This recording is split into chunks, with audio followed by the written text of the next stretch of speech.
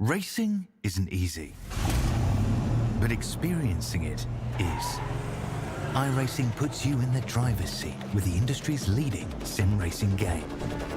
Drive on laser scan replicas of the greatest racing circuits from around the world. Go head-to-head against other drivers chosen by skill-based matchmaking to ensure competitive racing at every level. Compete across all your favorite series. In officially licensed cars, engineered to deliver the most accurate driving experience possible.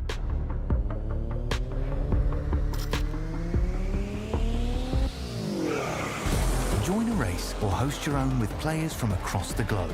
Race against the computer or in a league with friends. Feel the thrill behind the wheel.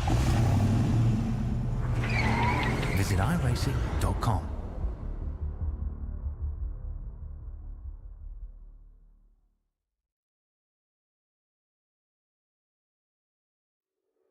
Hey, you know that guy who just before the green flag keys up his mic and asks, "Anybody got a setup?"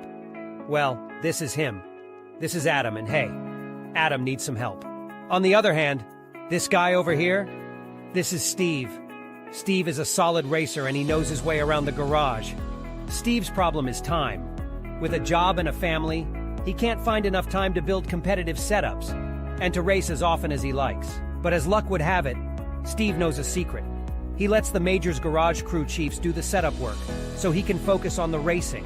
At majorsgarage.com, Steve can get setups for over 60 cars on the iRacing service.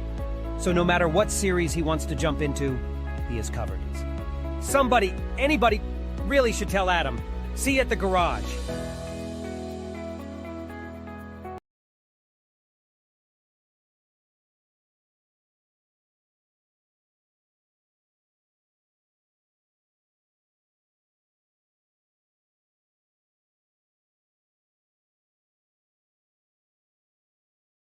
Welcome one, welcome all to SimSpeed TV for the next round of the Majors series, the international region right here on SimSpeed, Australia's #1 sim racing broadcaster, live on YouTube, Facebook, Twitch and Kick. It's myself, Reese Gardner, bringing you in here with Lynn Kinchelow alongside me in the commentary box, Jay Kennedy behind the scenes, handling production and bringing you these live pictures of a very dark Mount Panorama circuit. It's the Bathurst 2-hour for round 3 of the 2025 championship, Lynn. And, well, these are some very treacherous conditions to tackle a treacherous circuit. It is very dark, it is very spooky, but the sun, I assure you, will rise in a few minutes' time. But I'm surprised y'all are not tired of seeing this mountain with these cars yet, Reese. Don't worry, I couldn't possibly get tired of Bathurst in any car. Of course, earlier in the year in February, we had the OSR Bathurst 12-hour, which has certainly had a field size comparable to this one. I think that's the main thing that I was surprised by when we were talking before the show, Lynn. Just the sheer amount of cars that have shown up for this round. Everyone pre-qualifying, we got 52 cars on the grid. Yeah, normally in the majors, you would only see grids like this around the month of June when it comes time for the Majors 24. But here in this case, we try to optimize for certain grid sizes. And in this case, it's a little better to have a large field rather than two really small 25, 30 car splits. So that's why everybody's all piled into one server for this evening. So it's gonna be crowded going up and down the mountain for a little bit, but that means there's gonna be action all across this track.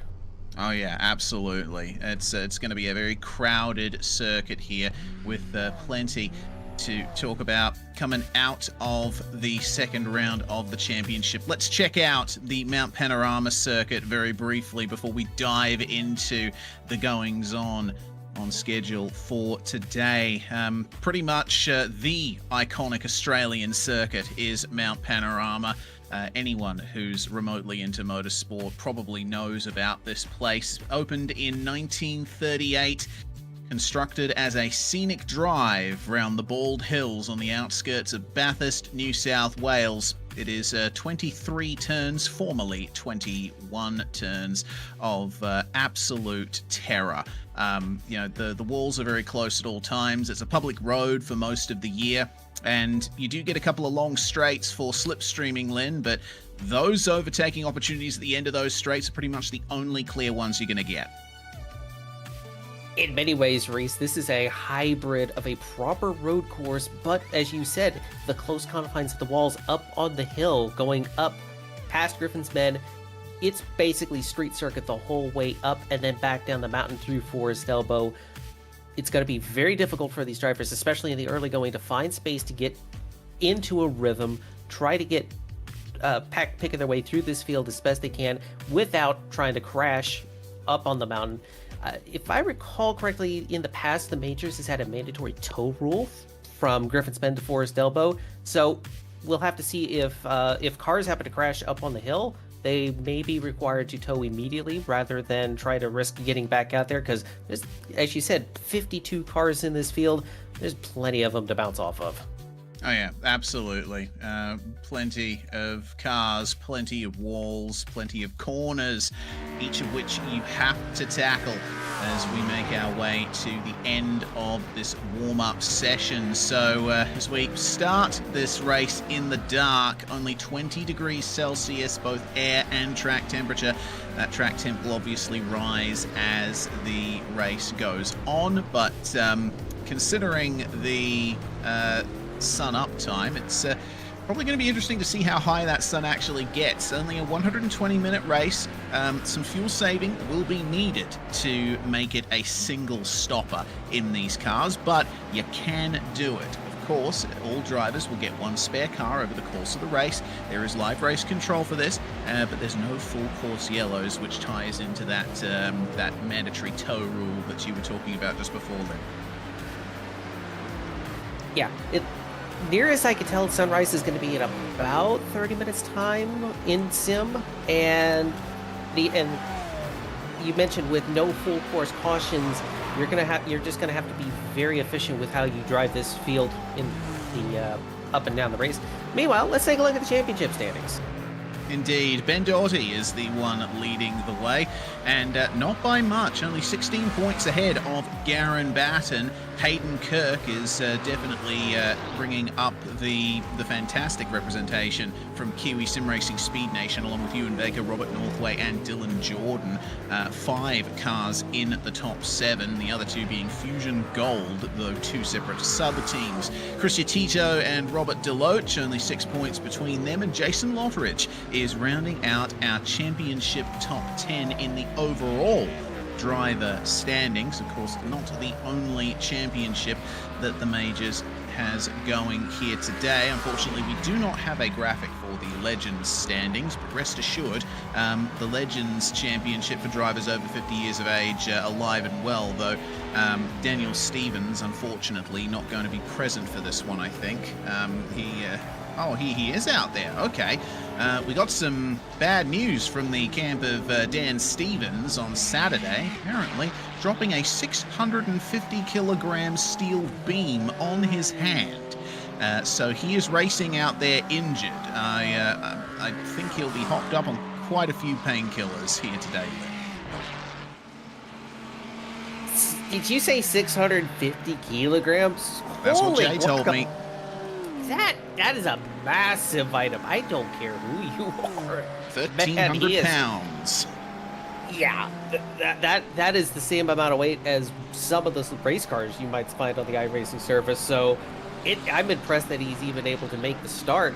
You also have to remember there is an Ironman championship that you have to consider. If you start all 12 rounds in a specific region, you are granted that title, and at least by being able to start the race, Stevens will be able to maintain that streak going into the rest of the year.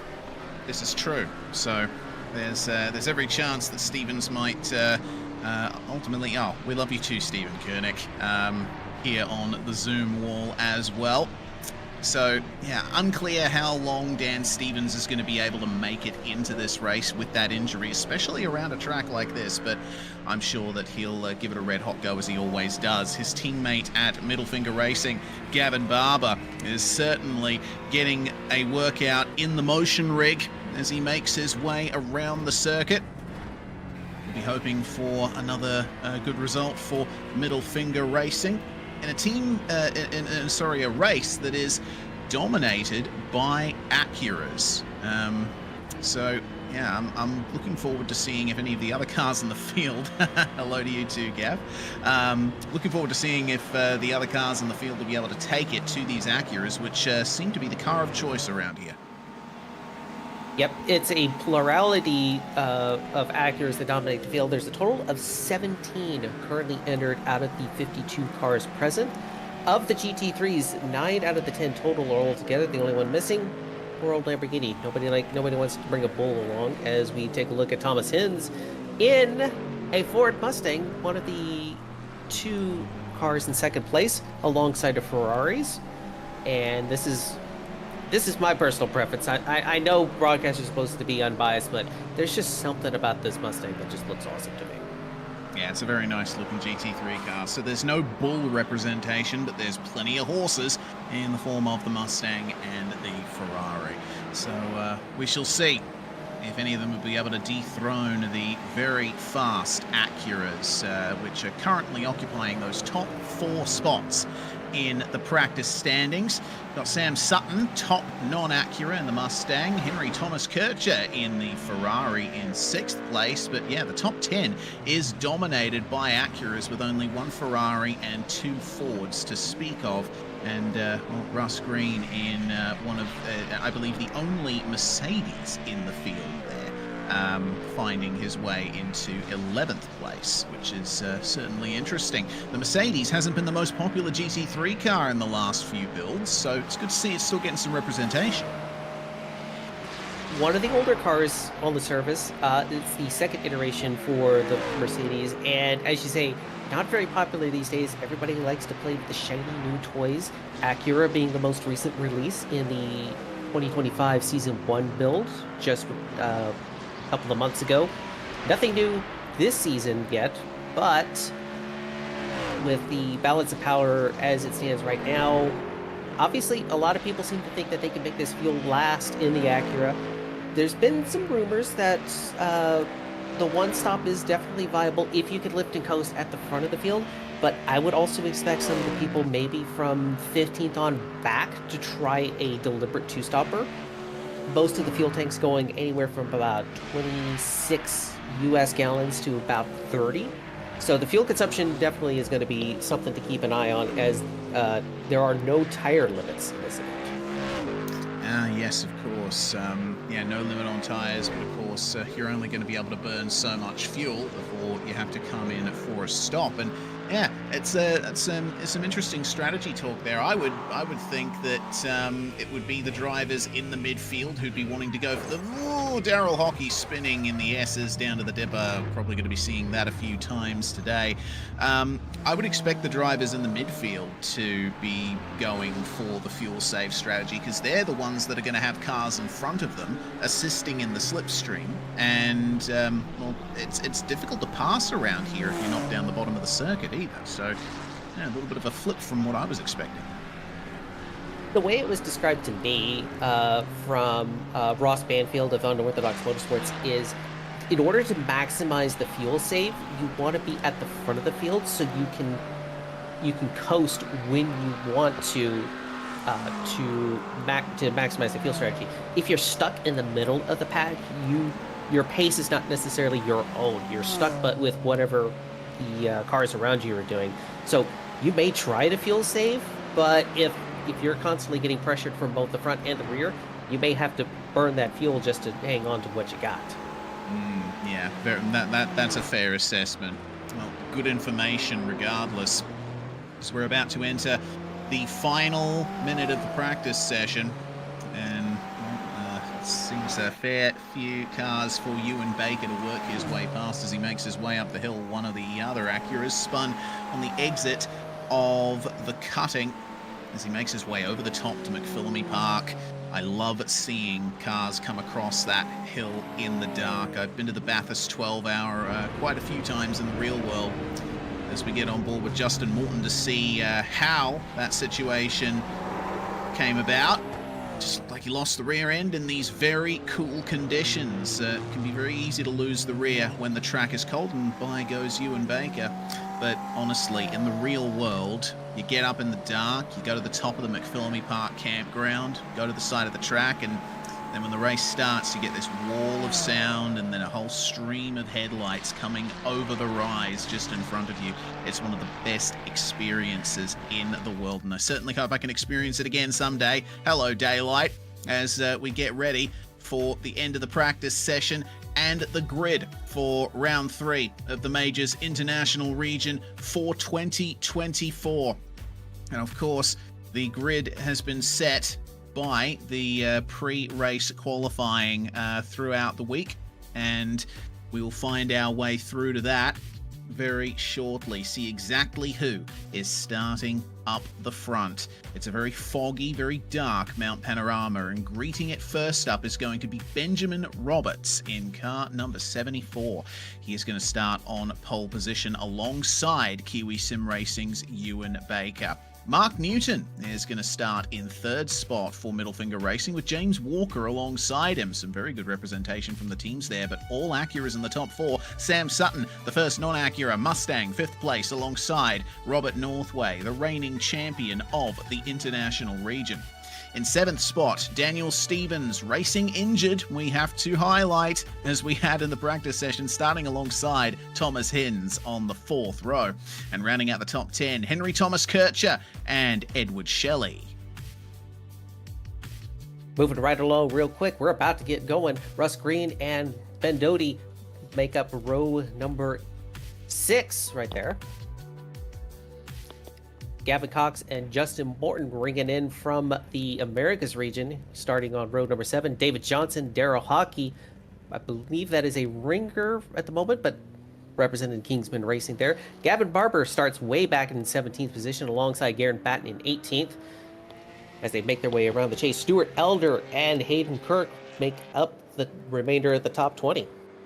They do indeed, and we'll slot our way through here. Robbie Bradbury and Ray Partridge, 21st and 22nd. Just behind them, we have Dean Mole and Cameron DeBastos, Ross Hansen and Robert Deloach. Next up, on the 14th row, Yanniman Pruis and Kevin Garcia. And rounding out the top 30, Adam Johnson and Peter Matson. That's all the time we're going to have to go through the grid, but we'll round them all through there as the field comes to the line here. Benjamin Roberts versus Ewan Baker. For the start of the race, the green flag flies, and we are away for the Bathurst 2-hour round 3 of the Majors International Region. And Roberts getting a start off perfectly, covered Ewan Baker totally, and Baker gets shuffled wide by Mark Newton. That Middle Finger Racing Acura looking incredibly quick as they make their way up Mountain Straight for the first time. Sam Sutton in the Mustang defending from the double Acura attack of James Walker and Robert Northway as they come over the rise. It is a solid lead for Benjamin Roberts as they enter Griffin's Bend of turn 2. And now it gets dangerous right here. They're starting to climb up the hill. The walls close in. The field is bunched up. One mistake from any of these drivers, and it's going to be calamity going up the hill. Absolutely. Any incident here is going to absolutely balloon into something awful for everyone behind. Thomas Hinds almost had a moment there, had to give up a position to Daniel Stevens. Now he is under attack from the Ferrari of Henry Thomas Kircher. Most of the drivers, though, are in the single file that they should be as they make their way over the top of the mountain. And, well, now we come down to the S's, the most treacherous part of this racetrack.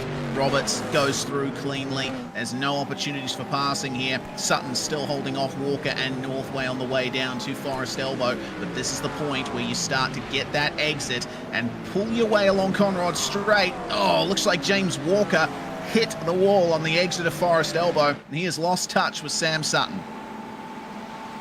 Gets away with it with just a little bit of damage, but the field working their way back down the hill. This is going to be one of the prime opportunities going into the chase. Nobody's close enough to make an overtake right here. You're just trying to get some heat in these tires because it is chilly right now.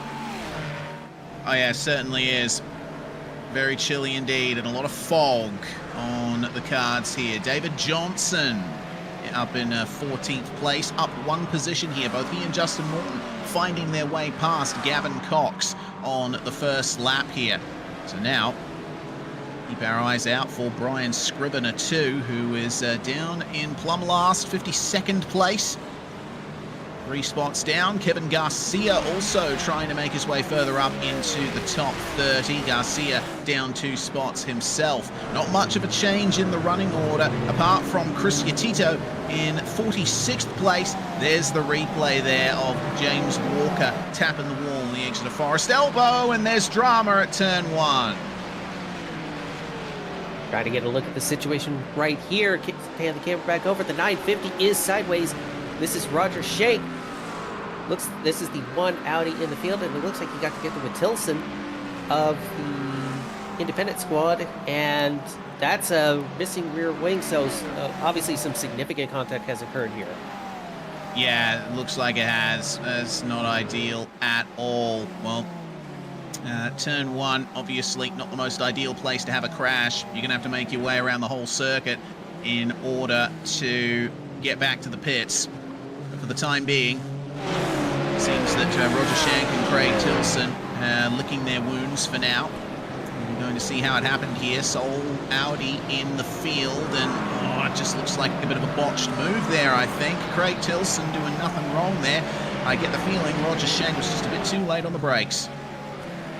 Yep, a little late on the brakes, and perhaps a little bit too far back on the brake bias. That sometimes will get the car upset if one of the rears lock up. He obviously went for the opening to try to avoid the collision, but when you get into that little cone of uncertainty at the back of the car under braking, you tend to have car contact right there. Obviously, Tilson has lodged an official protest. We will wait to see if Race Control will acknowledge and review this incident, but I don't know about you, Reese, but that's going to be a open and shut case if that goes to review. Yeah, definitely is. Hell Corner is a passing opportunity, but you got to make sure that you're well alongside before that happens. Well, change for 24th position down low. Cameron DeBastos making his way past Ross Hansen as we keep our eyes peeled here on car 97 of James Walker. And meanwhile, behind them, it looks like a Mustang trying to pull a move on an Acura. It's Daniel Stevens on the left, Thomas Hinz on the right. Now, Bathurst is very atypical. For most circuits, it's a public road, big crown on the road, particularly through turn 2. So on the inside, you have the advantage, but it seems like Thomas Hinz getting the nose up the inside here, coming into the cutting, and the Ferrari of Henry Thomas Kircher almost getting it done himself. Both Thomas Hinz and Daniel Stevens on the Zoom feed here tonight. They are battling hard, but Hinzy has gotten it done for the time being. Obviously able to take advantage of Stevens' predicament, and it almost became a crazy situation with that Ferrari sticking its nose in where it really doesn't belong. It's crazy to try to stick your nose anywhere up and down the mountain to run double file. It's dangerous enough to run single file as it is, but they somehow make it all work. Indeed, I definitely don't envy Daniel Stevens there, running a direct drive wheel and coming up against those concrete walls with his injured hand. That is not ideal at all. Well, looks like Craig Tilson has found his way into the pits, no surprise there. Stephen Koenig also in for an early stop as well. Something must have happened to him somewhere along the line that we missed. We're going to be potentially getting a story relating to that very shortly, but for now, keep our eyes peeled on Thomas Hinz and Daniel Stevens battling for 7th spot. And right now, you see the Ferrari sticks its nose onto the outside, taking the scenic route around into the final corner right there. Not able to get the pass made, crosses back over, and is going to try to get another run on Stevens right here. He's going to get the inside going into Hell Corner, and this is going to be almost getting the dump done. Gets side by side.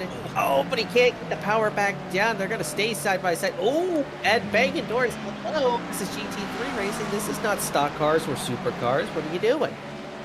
Looks like Edward Shelley is going to get his nose in amongst it here. Stevens trying to shuffle Kircher a little bit out wide, and Kircher, I think, trying to pinch Stevens as well. It's getting a little bit ugly there coming into Griffin's Bend, but they sort themselves out in time for the cutting, and Henry, for the time being, will need to find his way past Daniel somewhere else, maybe at the exit of the cutting. Stevens went a bit wide there, but Kircher will find his way back behind. Discretion, the better part of valor in this case. You definitely don't want to be side by side coming up the hill. No, you don't. This is the tightest part of the circuit right here, and you're also you've got the red vision that drivers will get when you get into close contact with each other. It's lap 4. What is going on with these guys right here? Meanwhile, back at last quarter, take a look at a replay of an incident between the 695 getting doinked off going into the fence, and that's another pretty clear open check case of car moving another car out of the way. Yeah, that's Stephen Koenig, who's now in the pits. Meanwhile, mechanical black flag for Ray Partridge in the Dog Bear Bite Machine. This is a really tough spot for a car to be going slow. Which side of the circuit do you pick? You can see the car's definitely dragging, and oh no, I've just seen a bumper flying through the chase somewhere. I have no idea what's gone on there. Looks like Kircher himself has had a problem. That's what happened to, oh dear. Oh, that's tough. Okay, that's what happened to Ray Partridge. But Henry Thomas Kircher and Dan Stevens made contact again into the chase, and this time Kircher found the wall in spectacular fashion. That is an utterly destroyed Ferrari right there. We're taking a look at live pictures right now. He's trying to lift this car back. The pit entry is just right there, but oh boy, this is what I was afraid of when these guys started argy-bargying a lap ago. That was going to end in tears, and it has. And once we get the replay queued up, you'll understand why this car is utterly destroyed. Absolutely. Wait till you see this. I saw it on my end. I thought, oh my goodness. Well, yeah, things were getting rather interesting between Stevens and Kircher here, but coming into the chase side by side, you'll just see that Stevens moves back over to the right just a little, and I think the netcode gods played a part in that one. Kircher sent spearing off the circuit, spinning like a ballerina, multiple hits to the wall, bumpers gone, wings gone, no choice but to bring it back to the pits. Yep. In the majors, we should take a note. There is one spare car available for every entry in every event, and this is it's gonna be a big setback for both the 10 car of Kirchner and the 8 car of Ray Partridge. And we have some race control action going on. Indeed. Listening in, looks like a black flag being handed out to Roger Shank for the move into turn 1 on Craig Tilson earlier on. Also going to get one more replay here. Janneman Pruis has unfortunately found his way into the pits himself. He took a 2.5-minute pit stop to get some damage repaired, and we'll see how it happened here through McPhillamy Park. Did he catch the curb? He certainly did, and that is nothing if not spectacular. That was the car that we saw pull up behind Partridge. Yeah, both cars did the exact same thing, just hit that curb a little bit too hard, overcorrected, snapped into that wall on the right, and up the mountain there is not a lot of room to make runoffs, and just like in real life, offs there are rather big hits. Yeah, indeed they are. You know, that curb, having walked the track in the real world, the curb doesn't seem that high, but from inside the car, it is quite a hefty bump, and you don't want to hit that curb the wrong way, let alone catch the grass or the gravel, because the only place you're going is the wall. Meanwhile, battle for 8th spot, Dan Stevens surviving his encounter with Henry Thomas Kircher, and now having to come up against Edward Shelley in one of the few McLarens in this field. It's good to see some representation here. Russ Green and the Mercedes as well, only Mercedes in the field, finding his way into a top 10 spot as well. And in some cases, with GT3, it is a matter of personal preference. Yes, there's the meta cars, but at the same time, if you're comfortable with one that you already have, you might as well go with what you know rather than try to blend in with the rest of the crowd. And he's given this Mercedes a really good showing. All of these cars, we were mentioning earlier about the curving up on top of the mountain, these cars run millimeters across the track surface, so while you run up on the track just fine, if you try to bounce it up on a curb and you don't have your shock settings just right, you've seen the results of what happens to that case. Oh yeah, absolutely. GT3s, of course, very finely tuned racing machines, and balance of performance both in the real world and the sim world getting adjusted all the time, and sometimes it does favor one car more than the others, yes. But I think by and large, with the spread of car brands represented we've seen here, minus the Acuras up the front, we've got some very competitive racing going on all throughout this field, and it's not just for that 8th spot. We have Justin Morton, Ben Doughty, and David Johnson fighting over 11th spot. Gavin Cox versus Daryl Hockey for 14th and 15th as well. But keep an eye on this 12th place battle, 11th place rather. Morton finding his way past Doughty, the championship leader, don't forget, of this region. Yep. And even though it is early going, it is just a 12-round championship. You get 2 drop weeks altogether, but you don't want to spend those too early. Obviously, Doughty wanting to protect that championship lead early on in this race. Just 15 minutes elapsed so far as we ride on board with Russ Green, taking a look back in front of Dan Stevens. Team Stevens has been able to settle down a little bit. It got a little exciting for him earlier. Meanwhile, take a look back behind this Mercedes right here of the Ferrari, it looks like, as Tilson comes back in for more repairs. Yeah, Craig Tilson having a very rough time.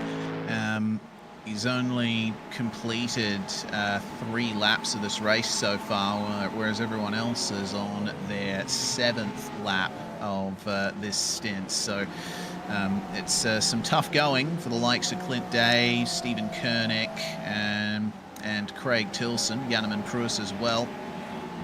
We've also seen those early pit stops for Partridge and Thomas Kircher. There is a chance for them to come back.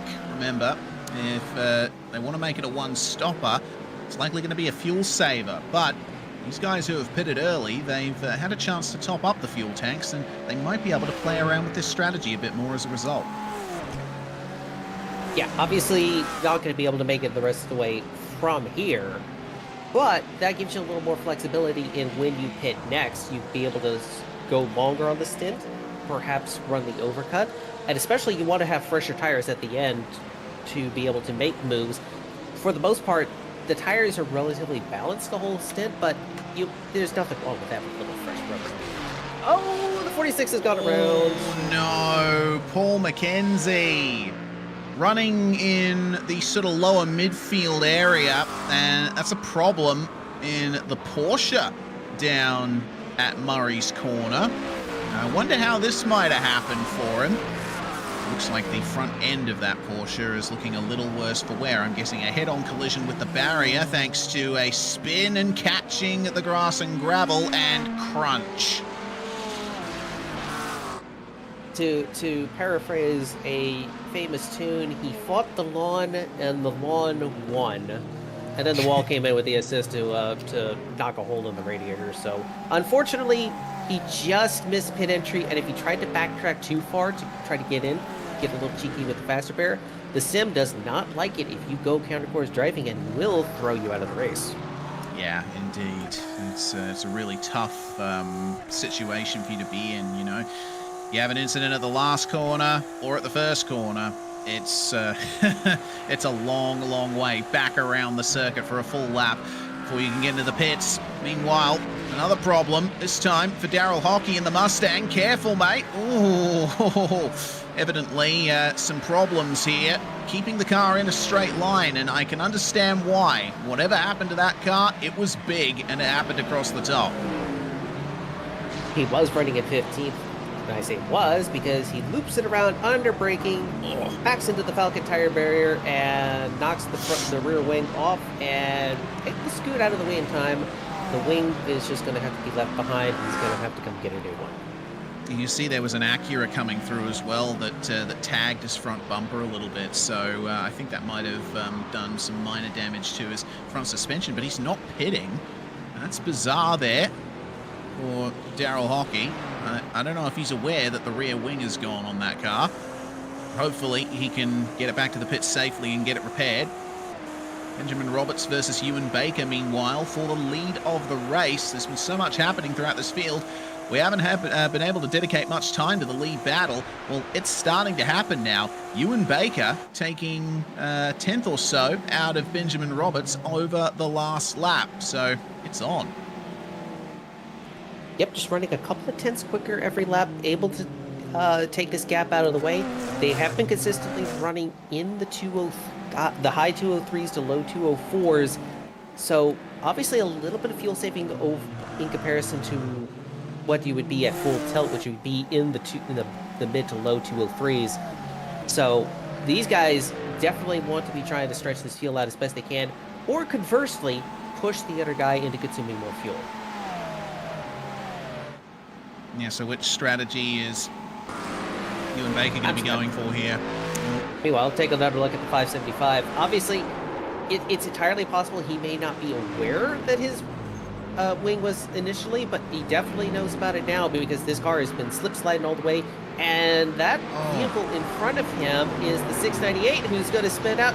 Timothy Klaus, go! My paint's being scratched.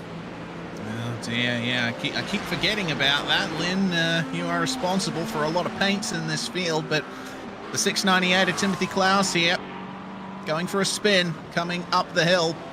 I think I might have seen a little bit of debris off his car coming into the cutting there when Hockey was coming through. Yeah, it looks like the, not so much the rear bumper, but the rear bodywork came free somewhere, somehow. There was contact with one of the Mustangs there, and that's where the rear bumper fell off the McLaren. Just in time for the unbewinged Daryl Hockey to come through, and there's already some damage there.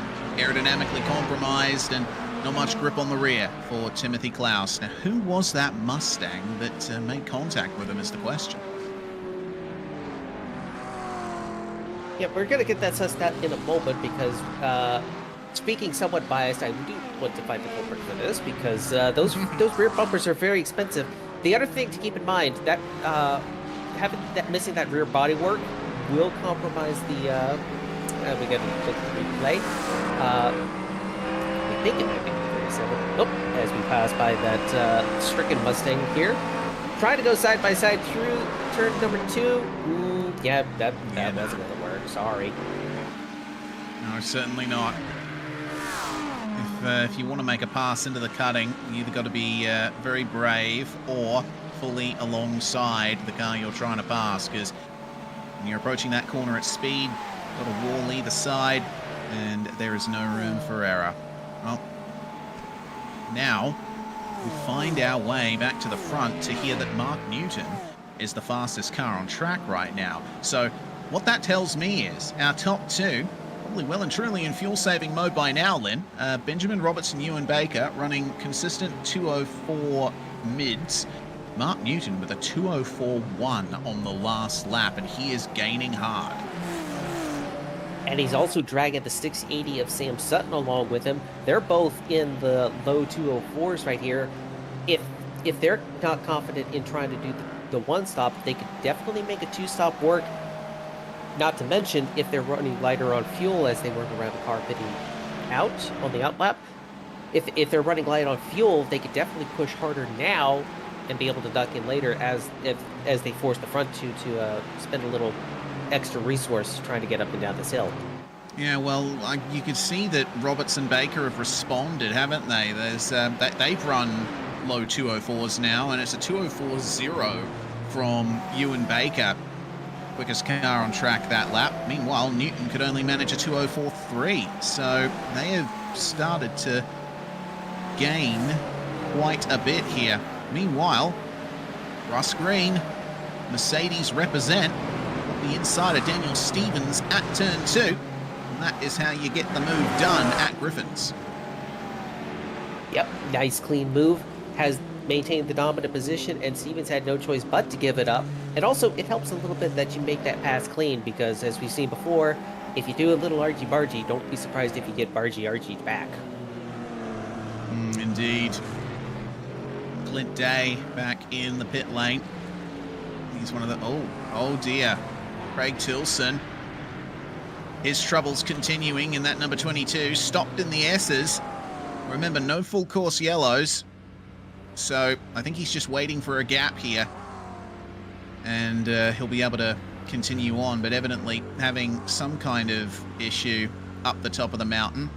Considering there doesn't seem to be much damage on the car, I doubt that it was a spectacular incident, but probably just avoiding the walls. He has also scored 51st out of 52 cars, 4 laps down. Probably had a moment somewhere on the mountain. Wasn't necessarily a damaging incident, but probably gave him enough of a scare to where he didn't want to be the cause of any further issues. He just wants to try to get halfway to be able to collect full points for the round. A little bit more news from race control, hearing that Dan Stevens has been given a 5-second penalty for that contact we saw with Henry Thomas Kircher down at the chase. And it makes sense from our perspective on the cameras. We could see that Stevens was moving to the right in the braking zone, and I understand why you would do that. You want to try and widen out the entry to the corner, but Kircher was there and wasn't altering his line. Yep, 5-second time penalty at the end of the race, which is going to be a pretty big hit, given some of these gaps in the field. Klaus. Looks like... Yeah, it's Timothy Klaus stopped up the top.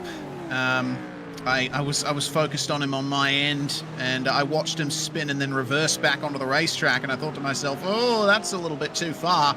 Then I turned my attention back to the prod feed. I saw the leaders coming up. I thought, oh dear, there's going to be some drama, but evidently not all that much. Yeah, going back to a previous point we were trying to make before we had utter shenanigans going about, as somebody cuts the S's right there to avoid 698.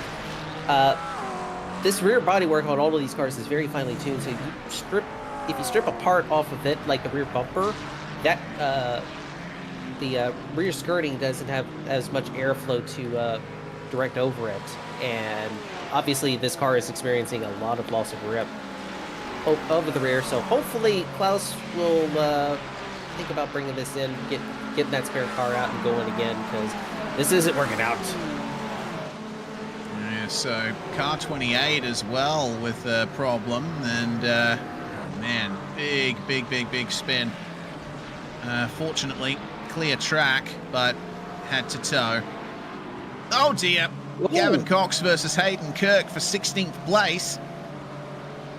Little bit of contactorino between the two Acuras. Of course, Middle Finger Racing versus Kiwi Sim Racing Speed Nation. And Gavin here will be trying his best to hold on to the spot, but ultimately coming to naught as the move is complete for Hayden Kirk, not without a little bit of touching.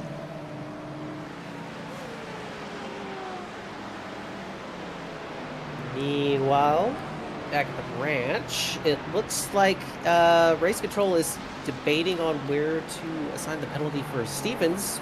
Ultimately, the decision is 5 seconds after the race. Yeah, so he had a black flag and they cleared it, which is interesting. I think there might have been a bit of miscommunication with race control as to what the penalty actually was, but it has been resolved. And Stevens will be able to continue on as is. He'll just have 5 seconds added to his race time at the very end, and that'll become relevant when we get into the final few minutes of this race. He better hope that he's not in a multi-car battle and stand the potential of losing quite a few positions. Regardless, we are almost at a quarter race time, and we still have plenty of this race to go. You can see it's gradually getting lighter here as Roberts continues to look back at Baker and Newton. Newton's still the fastest car in the top three right now. He is making this a three-car battle for the lead. He's left Sam Sutton in the dust. We get to see a little bit more of these liveries as time goes on. How many of them will come away from this race scratch-free? I'd wager not very many.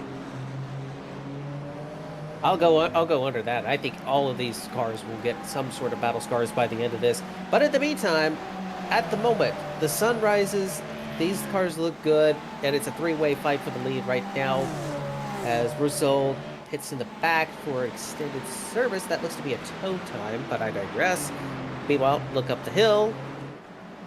But we get to see what happened in the past tense. Space-time rewind. We take a look at this car. It's a BMW GT3, and taking a sweet time. He got out of the way of the lead lap battle, but then we proceed onward down the hill, gets in the way of the Acura. Doink! Yeah, okay, so that was the 5th place car. That was James Walker. That's not ideal, but yeah, I think it's a typical case of miscommunication between the lapper and the lappee. You know, you want to be predictable, but I think across the top, it's very hard to put your car in a position where a leader will be able to get by you cleanly. Regardless, we play on, and Sam Sutton will have gained a little bit more breathing room over Walker thanks to that incident, but he has no slipstream benefit, and so it's going to be more difficult for Sutton to fuel save now. Yep, that's probably the worst case scenario you have when you're trying the one-stop strategy, or the fewest pit stops. You don't have a dance partner to work with. Meanwhile, take a look at Thomas Hinz and look at him on board. He's battling hard with who's that in front of him? That's Norway. Norway, yes, the previous champion of the series, working their way around the chase. And these cars are starting to look really good in this light. Indeed. It's still very foggy, though. It's a typical February morning in country New South Wales. Despite it being technically in the Australian summer, it does get quite cold here in the sort of Blue Mountains area of New South Wales. I remember one year at the Bathurst 12 Hour, it was very hot in Perth, and when I made the trip over to New South Wales to attend the race, I forgot to pack any warm clothing. So the first night there, I camped at McPhillamy Park. I woke up and I was literally shivering. I had to put on all of the shirts that I had packed for the weekend at once, and wasted no time getting into town and buying myself a hoodie. So yeah, regardless, fog is definitely a thing in this part of the world at this time of the year. Yep, but it does add quite a bit of ambiance, in my opinion. There's something about race cars running around in the fog that just is absolutely gorgeous. Meanwhile, take a look at the 38 car of Edward Shelley in the McLaren, running back up the hill, chasing after car number 9, Justin Morton. One of our, I believe Morton was one of our double Ironmen.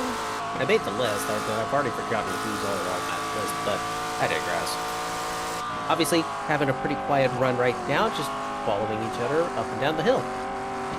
Yes, but the car ahead of him there is Justin Morton, and Morton is up 4 spots at the moment. Car in the top 10 with the most positions gained.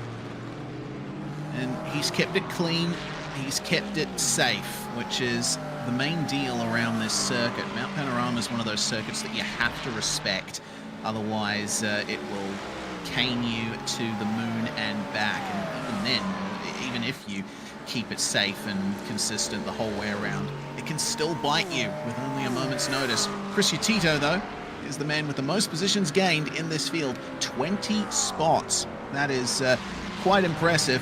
but oh dear, that's going to be positions lost for Adam Johnson at the exit of the elbow. Careful, careful. Oh, BMW having to make some alterations to the line there. Looks to me like that might have been Peter Matson in the BMW who had to go for a swerve there. And for Adam Johnson, spinning on the exit. I couldn't see if, oh God, couldn't see if there was contact there. But the BMW in front of him having problems as well. If it looks to me like he bounced off the BMW, and then the BMW got speared by somebody else, so that was a multi-car collision that just resulted in a lot of damage and a lot of upset drivers. Okay, so car 698, oh no, well yeah, Timothy Clausen, the McLaren there, but the BMW in question, whoa, oh yeah, rear end was damaged. It looks like a big loss of traction there for the number 7. That was Stefan Roussel, who we saw with some problems earlier in the BMW, just continuing on, unfortunately. Oh, they are dropping and like flies, but this number 82 Corvette here finding its way up the order. Tom Dreiling, 34th place at the moment, and he's up 8 places. He's one of those drivers who started up the back, but has crucially been able to avoid the worst of things so far, and it's paying off for him. And that's half the battle right now. With a, again, 52 car field, able to just surviving will ensure that you gain quite a few positions. You don't necessarily need to aggressively attack anybody for position, but you're just able to just take a nice little Saturday night into Sunday morning drive for most of our North American drivers. So obviously able to make this work for right now. Yeah, nice Sunday arvo here in Australia meanwhile. Well, check back in with Gavin Barber, car number 25, 19th place at the moment, and ahead of him is Dean Mole. Awesome to see Dean Mole back in it here with the return of the international region after a year's absence. But he's in the middle of quite the battle here. It looks like Mole fighting with Gavin Cox at the moment for position for 17th place, just ahead of this. And it looks like a couple of lapped cars in between them, I think. Yeah, I was going to mention that, Reese. There's a couple of lap cars trapped in between. Again, blue flags are merely advisory, so these cars able to maintain relative pace to the field around them, and also not a lot of places to be able to yield safely without causing damage. I mean, we've seen how many cars we've already knocked over just up on the hill of people being off the pace. Quite a few already. So these lap cars obviously trying their best to get out of the way. This is the 814. Gets out of the way just in the nick of time. And meanwhile, back at the front, we seem to have a little bit of another re-engagement for the lead. Yeah, looks like we do. It's well and truly a 3-car battle now. Benjamin Roberts in the slipstream of Ewan Baker, who is himself in the slipstream of Mark Newton. I just counted up on my timing screen. It looks like 12 cars that have had some kind of crash or otherwise issue on the racetrack so far and having to visit the pits as a result. And it's starting to heat up for the lead. Look at the exit that Ewan Baker got out of the chase there. Wouldn't be able to make up too much time. Meanwhile, car number 29 with some problems here. The 29 is Adam Johnson in the Mustang, and this was coming up over Sulman Park, and well, definitely found out it was Sulman Park there. Lucky escape for that Acura. Who was that? Sometimes it's just better to be lucky than good. Johnson, I noticed him as we were going through on the live shot. He just he passed him pulled over on the side of the road. Johnson taking the wise approach and towing out because he had some pretty significant suspension damage right there. But still looking at the front, it is still nose to tail, first and second, and Newton wants to join in on this party. Certainly does, but I'm noticing a bit of ebb and flow between this top 3. There's a stretch for a couple of laps where Newton is right on the back of Baker and Roberts, but then he drops behind them a little more. I get the feeling that, you know, he is catching up to them, but he's trying to just back off a little, maybe save some fuel. It was Hayden Kirk who was the car that had the lucky escape here. It was a matter of millimeters avoiding Adam Johnson's Mustang. Never a good sign when you see the car in front of you and then one moment later you see the underside of it. So very lucky to be able to get out of that mess in one piece. Take a look at the car in fourth position. Sam Sutton, the 680 for Orbit Drop Bear Motorsports. That is a very wild paint scheme, I will have to say. He's actually been able to claw back just enough of a time gap to be able to get a tow right here. It's a subtle one, but it is there, and he probably is going to be the one rolling the dice on the one-stop strategy here. Yeah, indeed. It'll be interesting to see what Sutton does here. And you're right, Orbit Drop Bear with quite a wild space-inspired livery in team events. They run teams named after planets. Bit of history there for Orbit Drop Bear. Drop Bear Motorsport, of course, an Australian team under the leadership of Dan Yeaman, a good friend of ours here at SimSpeed TV. And merging with Orbit Motorsport, formerly Fitstye Motorsports, which was a solid competitor in the international region of the Majors Series for quite some time. So it's good to see that that team's been going from strength to strength, especially in the last 12 months. Meanwhile, overtake for P6. Looks like Thomas Hinds has found his way past Robert Northway, and here's how he got it done down at Murray's Corner. And Robert Northway being very smart, very clean there. He could see that the move was on and decided self-preservation was a better goal than defending the position. At least now he can fuel save a little bit behind Hinsey. And you just noticed there on the live shot, it is technically sunrise in the sim, and the Mustangs have all been programmed to turn off their lights at the same time, so you just get these amber glowy run lights in the meantime. So it's just past the spooky hour on the hill, but these cars are going to be proceeding onward and upwards. Yeah, I certainly don't envy the cars that turn their headlights completely off there, because as you can see, it's still quite dark out there. I mean, it is bright enough to find your way around the circuit without issue, but sometimes a little bit of extra confidence with the beam of light is nice. Well, that is what a foggy sunrise looks like in the sim, and you will note that things do look a little bit different in iRacing here. The most recent build has included a bit of a rejig of the lighting system, particularly around sunrise and sunset, and I've heard some very good things about sunrise in clear conditions, looking quite spectacular. But the Australian fog will certainly be putting paid to a lot of those golden rays of sunlight. It's awesome seeing the flaring of the brake lights here. Definitely looks great coming down the hill. Yeah, it's no secret that iRacing has been actively developing a brand new graphics engine for the simulation to take us well into the future as a live service title. And part of that benefit means you can actually backport some of it into this current engine. And as you can see, the lights on these Ferraris right here, running for 12th and 13th right here, it's a good battle for position. You see that glow is just absolutely mesmerizing, seeing him pass right by. If you get the lighting conditions just right, you wouldn't be able to tell the difference between this and the real Bathurst 12-hour, I would feel. Yeah, for sure.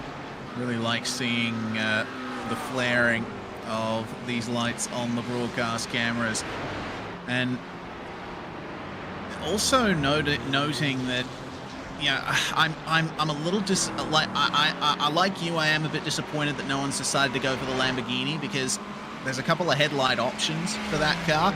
You notice that on the Ferrari, there's two central headlights there, in addition to the four main ones on either side of the car. In the Lamborghini, you can choose that as an option, and it's a big old blaring fog light in the center of the front bumper of the car. Very interesting to look at. We're starting to see some sunlight creeping up over the hotel at the Chase, adjacent to Australia's National Motor Racing Museum down at Murray's Corner. We will start to see a little bit more light fall on the racetrack as time goes on. Of course, east is to our right at the moment from this camera shot. Another car in the pits. Looks like Peter Matson has decided to come in, evidently with some damage to work through. I'll tell you what. Okay, what are you showing us here, Jay? I like that. I like that. Like the sheer detail that iRacing puts into these trackside objects is phenomenal. Yep, lots of little Easter eggs to find around this particular facility. Hey, you notice the timer on the Matson car currently in the pits with the pit lane time identical to the pit stop time. That means this car is taking a tow. Take a look at the replay right now. Gets a little loose under braking, gets sideways. And obviously, discretion the better part of valor, just decides, you know what, let's just get out of here. I'm going to take my magic toe, and I'm going to spear off to the pits. Yeah, he did reverse out of the way, though, to allow others to take the inside line at the cutting, which is good. Obviously, it takes a bit of time for your brain to recalibrate when you've just had a spin. You know, you deal with the shock and maybe the frustration, and then you realize, okay, I got to make sure that I get out of the way here. So good on Peter Matson for doing the right thing there. Pit stop for Stuart Elder as well. Car 115. Elder looks like he's had a bit of a rough race so far, but can't quite tell if that's a scheduled pit stop, an early one to make it a two-stopper, or if it's for damage. I think it's around about this point in the race that we start seeing the two stoppers take their first stop, no? I think it's a little case of column A and a little bit of column B.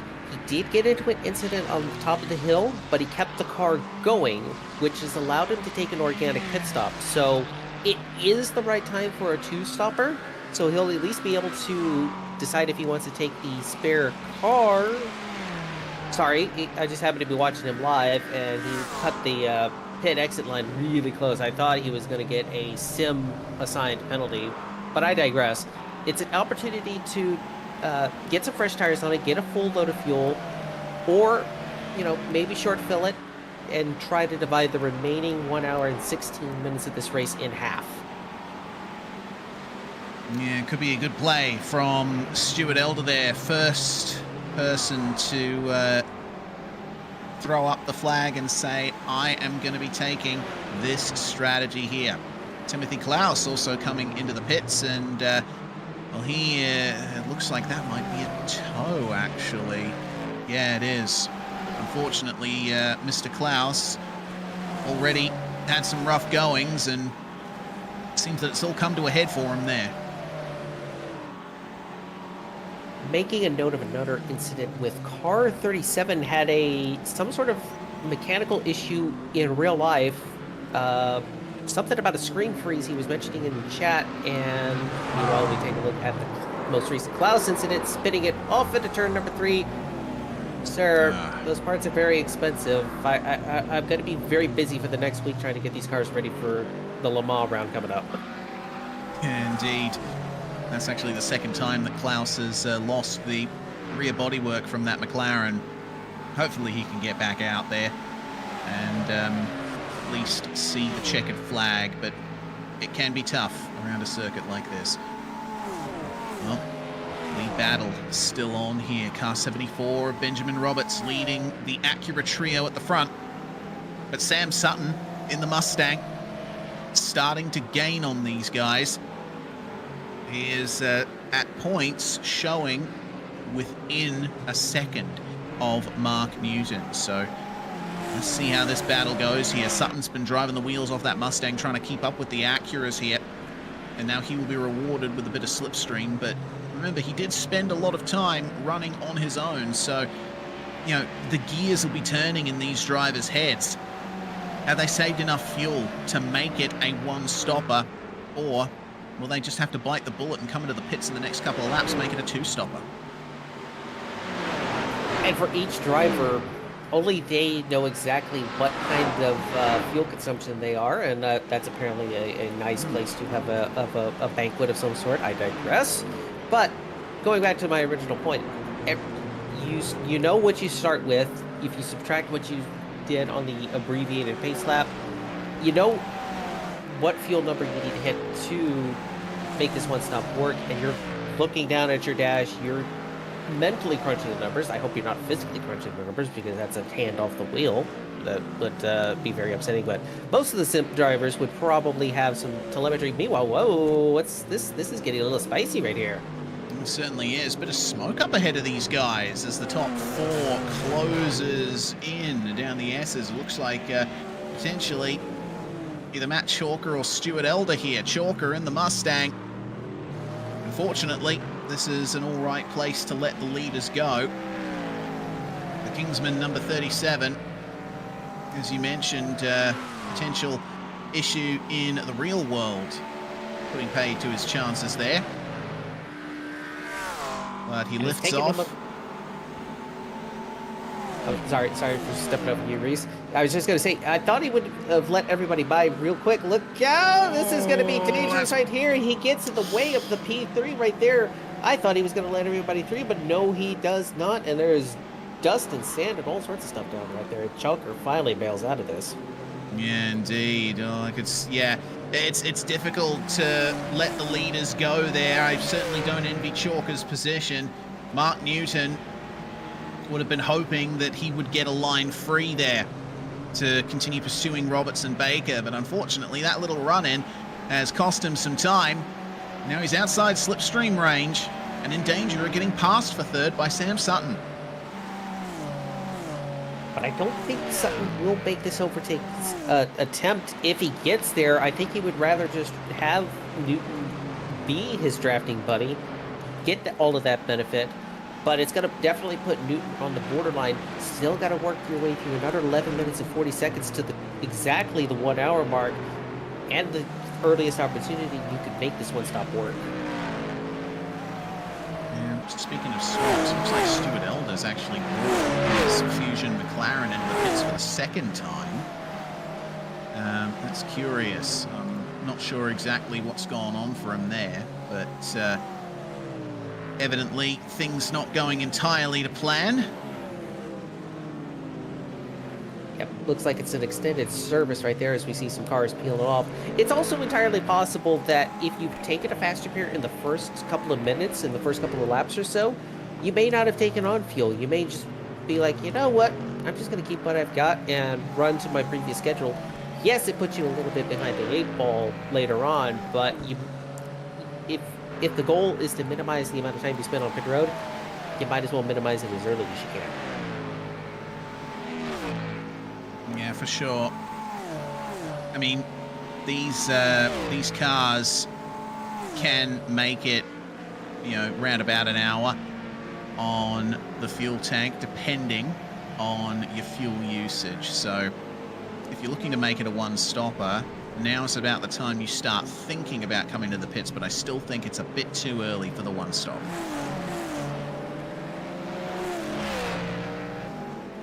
Well, we got another shot here at the Red Top Soccer Club here. According to Jay Kennedy, up at McPhillamy Park here, the best place to get food up the top of the mountain. Apparently the best jam donuts in Bathurst right there. And I've certainly been familiar with this view. I've stood at that exact fence in the real world to watch these cars come across the top of the mountain. Really is a great place to view and spend a whole weekend, in fact. It's hard to make a completely tangential point as we look at P4 right here. I'm noticing car 17 is missing a rear wing. That would be the car of Wayne Hutchinson. I'm trying to figure out what has happened to cause this issue. I just want to point out Wayne Hutchinson is one of 2 drivers still eligible for the crazy, insane triple Ironman, which is new for this year. All drivers are being allowed to race in all regions. Wayne Hutchinson, along with Ray Partridge, is trying to run all of the races in all of the regions all the year. And I say it's crazy now. Just wait until we get to next round at the World 600. Trying to do 1,800 miles to Charlotte. If you take a look at the replay, ouch! That's a Ferrari getting. Oh, that's 2 Ferraris. Okay, so that's car number 10. Okay, so that's Henry Thomas Kircher and Kevin Garcia that have come together there. I noticed them both towed to the pits, so I figured there was something that went horrifically wrong with them, but man, that is far from ideal. Heavy damage for both of those Ferraris, and I think at the very least Henry Thomas Kircher had already taken his spare car after his earlier incident with Daniel Stevens, so I think car 10 might be out of this one. Yeah, and but he was close to the lead lap, so at the very least, this close to the halfway point, if he could at least get that car fixed up, he can get to the halfway point and get the full points. Meanwhile, we get a look at the dog bear machine of Wayne Hutchinson. We find out what happened to his missing wing. I think it's a case of lawn, wall, wing go by.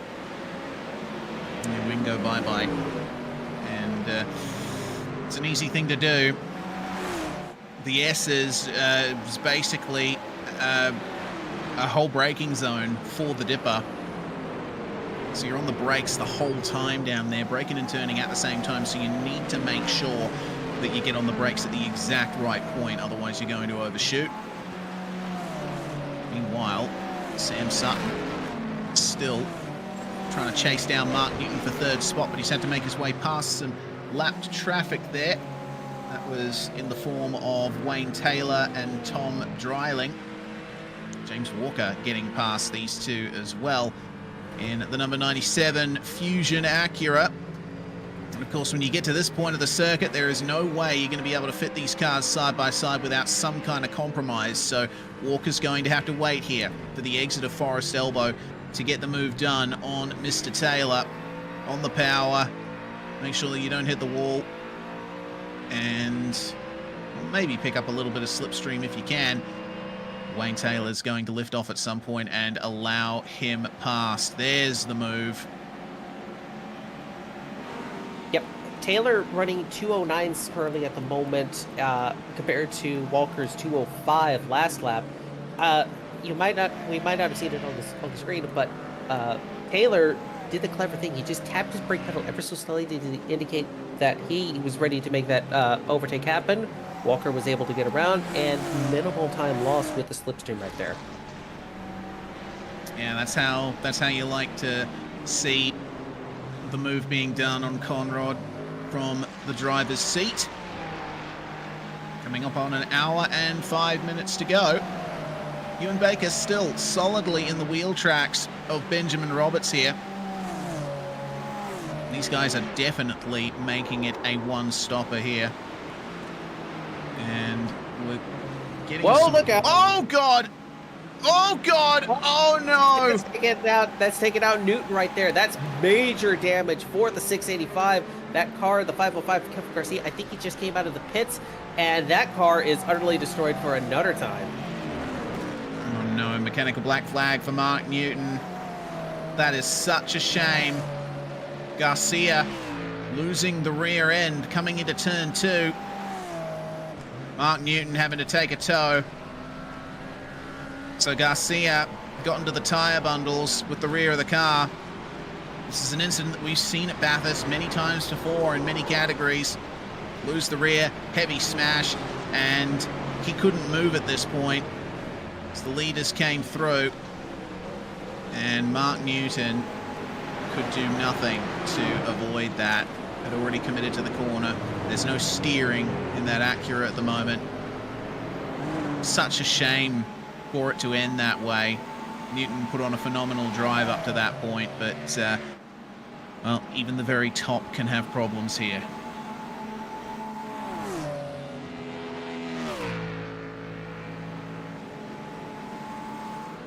Meanwhile, we have a replay of Michael Hogg in the black McLaren here.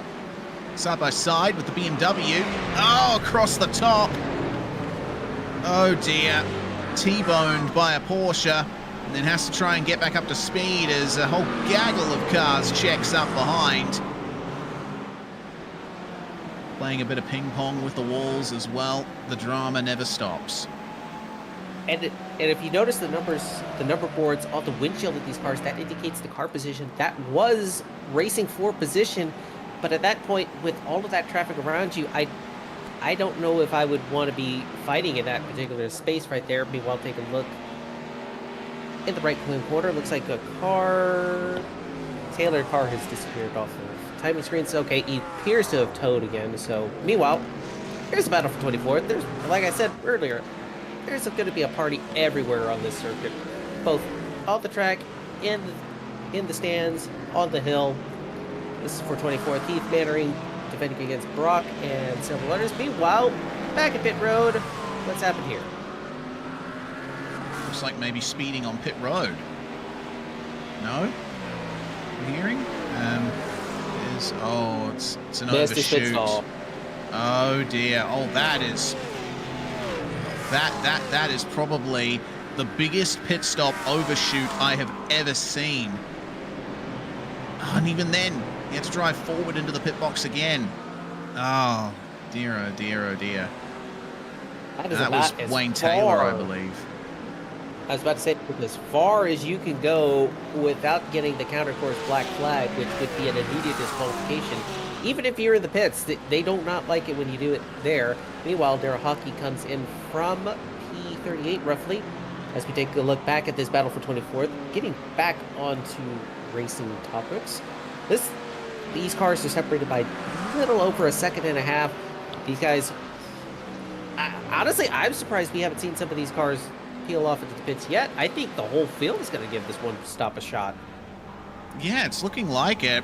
I mean, the few cars that we've seen go into a pit stop early and potentially go for a two-stopper have had to since come back into the pits again for other issues. So I can't really think of anyone, save for maybe Paul McKenzie. No, McKenzie pitted way too early for it to really happen for him. Yeah, it just looks like everyone's going to be trying to go for the one-stopper here. Mark Newton, meanwhile, re-emerges back onto the circuit, taking his spare car. Down in 31st place, though. He has lost a lap at least. As Daniel Stevens is the first driver from in and around the top 10 to make his way into the pits on a scheduled stop. Now, will we see a response from the drivers up at the front? How much longer can they go? Or will they just ignore that because they are aware that the three cars still has that 5-second penalty waiting at the end of the race to be applied? So yes, you may not necessarily want to care about him, but in the meantime, looking at the Gavin Barber car on the timing screen to the right is also coming in for a regularly scheduled stop. Those are team cars with Stevens and Barber. Meanwhile, look at the front. Sam Sutton still chasing a P3. Obviously has lost quite a bit of ground, having lost his wingman in Newton. Meanwhile, these cars are going through the chase right now. This will be our first real opportunity to see how far they want to stretch this first stint. We're hearing that Dan Stevens got a black flag at pit exit, and that was for getting off the limiter too early, I believe. Leaders go on for another lap, but behind them, I'm noticing Sutton making his way into the pit lane from third place. He got that third place with a little dose of luck, you could argue. And we're hearing a bit more on Dan Stevens' black flag. Apparently, oh yeah, that's a black flag for sure. Cross the blend line too early. Yeah, iRacing does not like it if you cross a blend line too soon. They don't like it when you hit their cones. They really don't like it when you cross boundaries that you're not supposed to cross, even though it's very easy to do so around here, especially with that pit exit being so narrow. Meanwhile, lots of pit stops coming in. Walker, Sutton, Northway, Tins, all coming in to start the service at the start of the second hour right here. So It's time, Reese. It's feeding time at the zoo. Oh yes, and these drivers are looking mighty peckish, as the first one to get away is, of course, Sam Sutton. And we'll wait to see who else wins the race out of pit road. James Walker, the next to come away. Hins out ahead of Northway, able to gain some good time there. We're seeing pit stops round about 40 to 41 seconds in length. 42-second stop for Russ Green in the Mercedes. So by comparison, where Sutton came out, the leaders were already inside the dipper. So that gives you about an understanding of where these cars physically line up on the track as we get to the front two approaching the pit lane for another time. Will they blink? Will they wait? We'll find out. They're Now, staying out again. How have they saved this much fuel? I do not know, and frankly, I'm a little terrified to find out how, but I digress. These guys have clearly managed to save quite a bit of fuel. It's now, I would say, there's a possibility they may be able to save a little time on pit road by short filling ever so slightly. If they could save just even a liter of fuel put in the car, that's potentially a tenth they can gain coming out. That's potentially a tenth that could win them this race. Yeah, for sure. I mean, I'm impressed and flummoxed at Roberts and Baker. The fact that they've been able to have that pace for that long. You know, they've been some of the fastest cars on track, and yet they have been able to stretch that fuel tank. It's frankly mind-blowing as we have another roster of drivers into the lane. Doughty, Johnson, Batten, Kirk and Mole all in. I'm sure we'll be seeing pit stops from Robert DeLoach and Jason Lockridge as well to cleanse the field. Outside of the top two, of course. There goes Sam Sutton out of Hell Corner as the leaders are making their way up to Forest Elbow. Now, the total pit transit time, about 1 minute and 4 seconds. So, for the time being, it looks like Sutton will still end up net third in all of this. But a little bit of lap traffic for the leaders may stymie their run into the pits from here. It appears we have lost another vehicle in the process, however, if we can get a look at the 08. I believe they just came out of the pits, Jake Fox, but the car has returned to the pits and is utterly destroyed. As we go, never mind, here come the leaders. All right, finally, Roberts and Baker in. And that was close for Baker. He nearly cleaned up the concrete separator on the inside of the pit wall. Well, he gained a bit more time back in the pits. He ended up losing out down Conrod Straight in that traffic battle as we are going to take a look at the incident for 08. Oh, yeah. That makes sense, that incident. You run middle of the road through turn 2. You're right on top of the crown in the road. And the tyres on the left side just don't have the grip.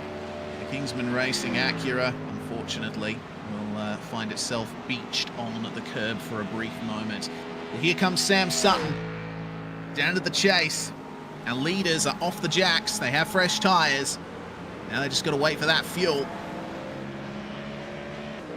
The gap between Sutton and the leaders at this particular point when they were on the track was about 1.5 seconds. So these cars they don't have very far to go to get off pit road. Immediately, the Roberts car just leaves the pit stall. It is immediately off of pit road, is immediately up to speed, followed closely behind by the Baker car. They are both able to get away relatively clean, and more importantly, they have a gap to the Sutton car. Indeed they do, but crucially, they also have a fair gap to each other. Benjamin Roberts' pit stop, 38.5 seconds. Compare that to 40.5 seconds for Ewan Baker. Not a time saved for Roberts in the pits. Meanwhile, here's Dean Moll on board across the top and just catching the curb. And oh dear, he hit the end of the barrier there.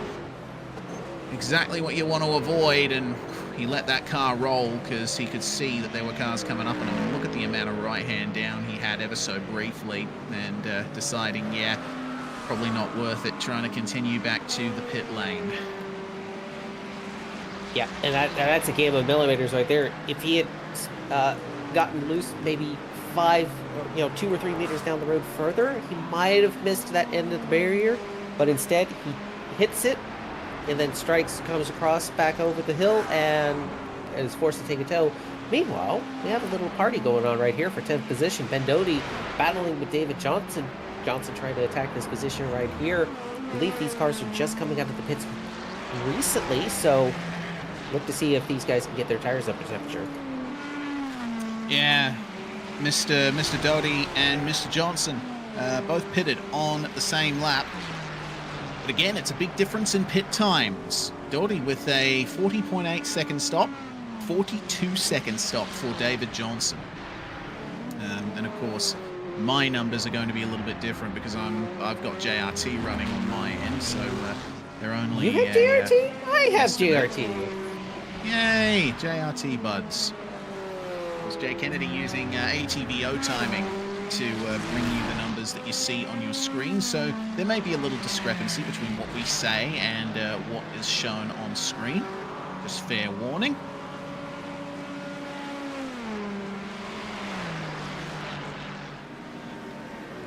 Meanwhile, a car 616 and car 235, was it?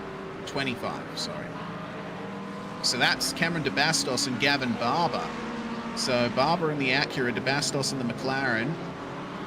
Inside at the chase, Barber a bit wide, and on the exit here, DeBastos trying to go around the outside, but Barber squeezes him. They make contact.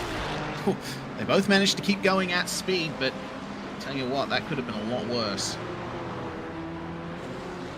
And in previous rounds of the majors, I have made boo-boos down there in the chase. Although, granted, it was a front-wheel drive TCR car, but still, it is very easy to get a little sideways going through that corner and get into a little bit of contact.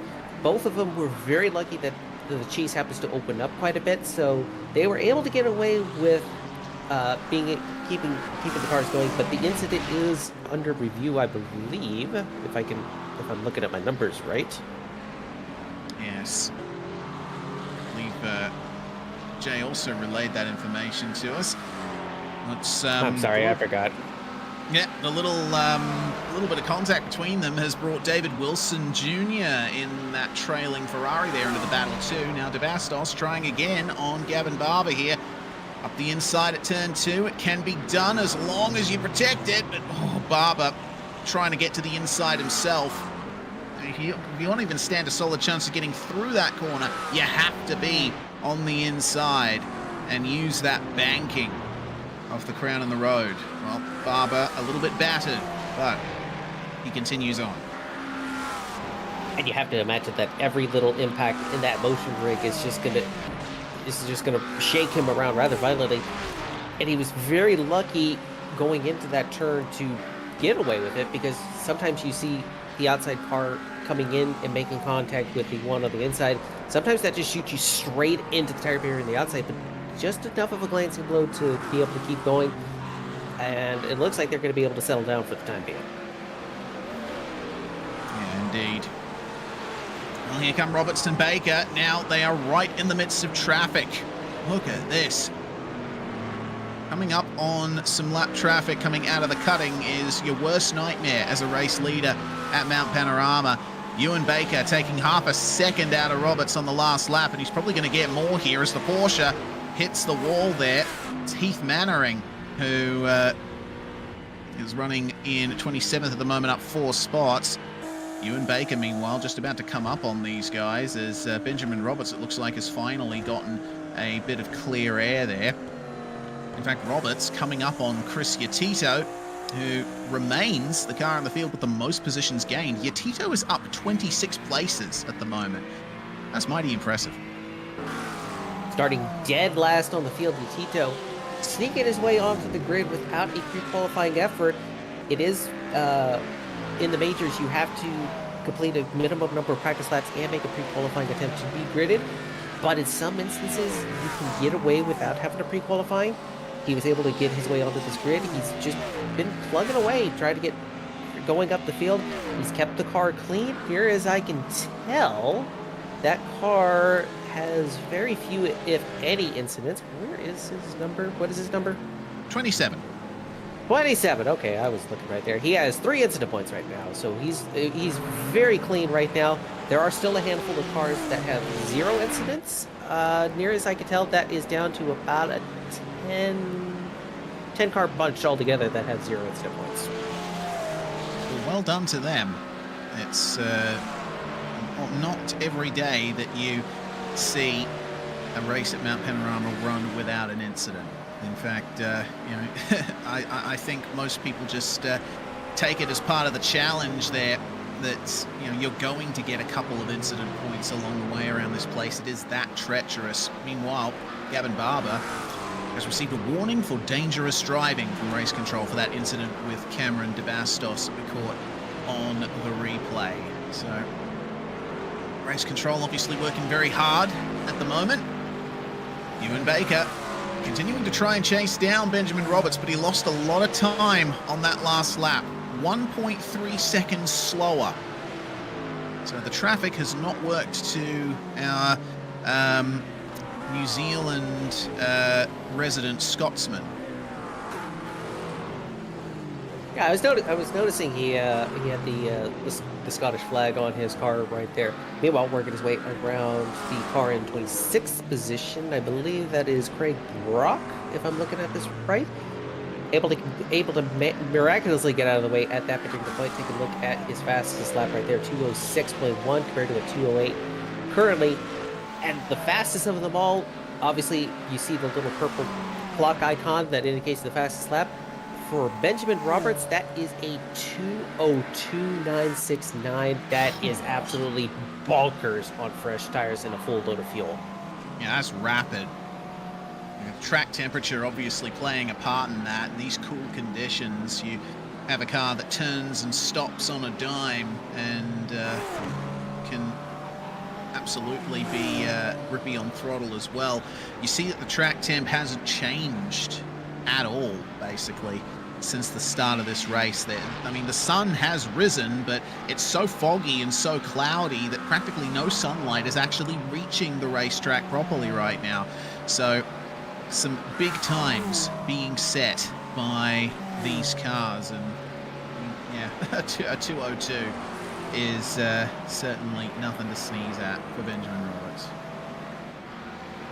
Yeah, and as you mentioned, with the sun not being able to get any heat onto the track, additionally, the cars will impart some of their friction heat onto the surface as well.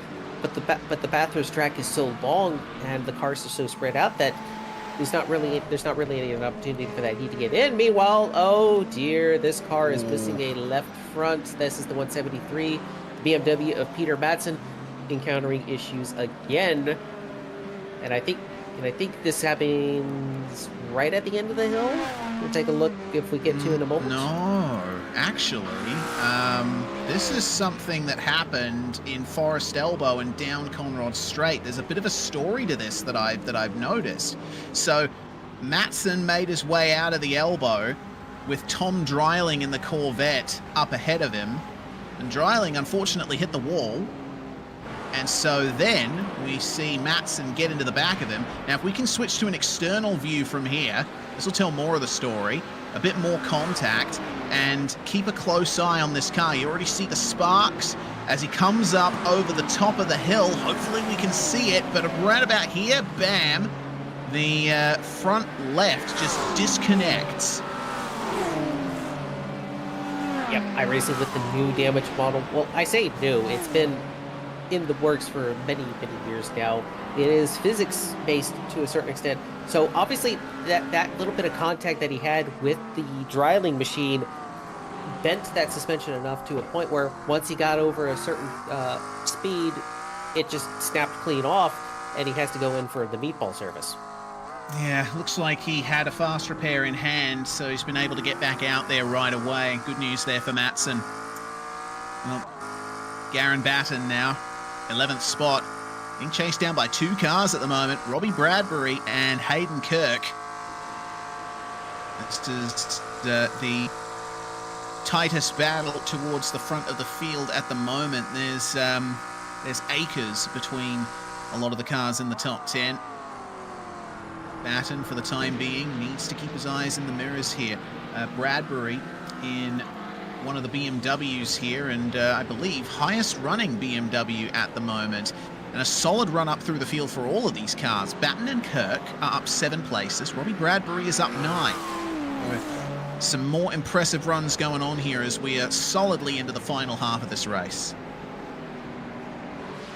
One moment of solace for Batten right here. These are 2 Fusion cars, so they're teammates. So Bradbury, if they want to play the team game, they'll just kind of tag along with each other and try to keep the Kirk machine behind, who's also up 7 positions, but closing right in to try to steal a couple of these positions away from these guys. A little bit of a narrower exit for the Bradbury machine right there. I'm not sure if that's a defensive move going up the mountain again, but these cars are really close together. This is going to be something to look forward to. Certainly is. If you were a fan of Russ Green in the sole Mercedes in this field, I have some bad news for you. A couple of laps ago, unfortunately, he lost connection to the server, so he has only just reconnected and will have to wait to find his way back out onto the racetrack.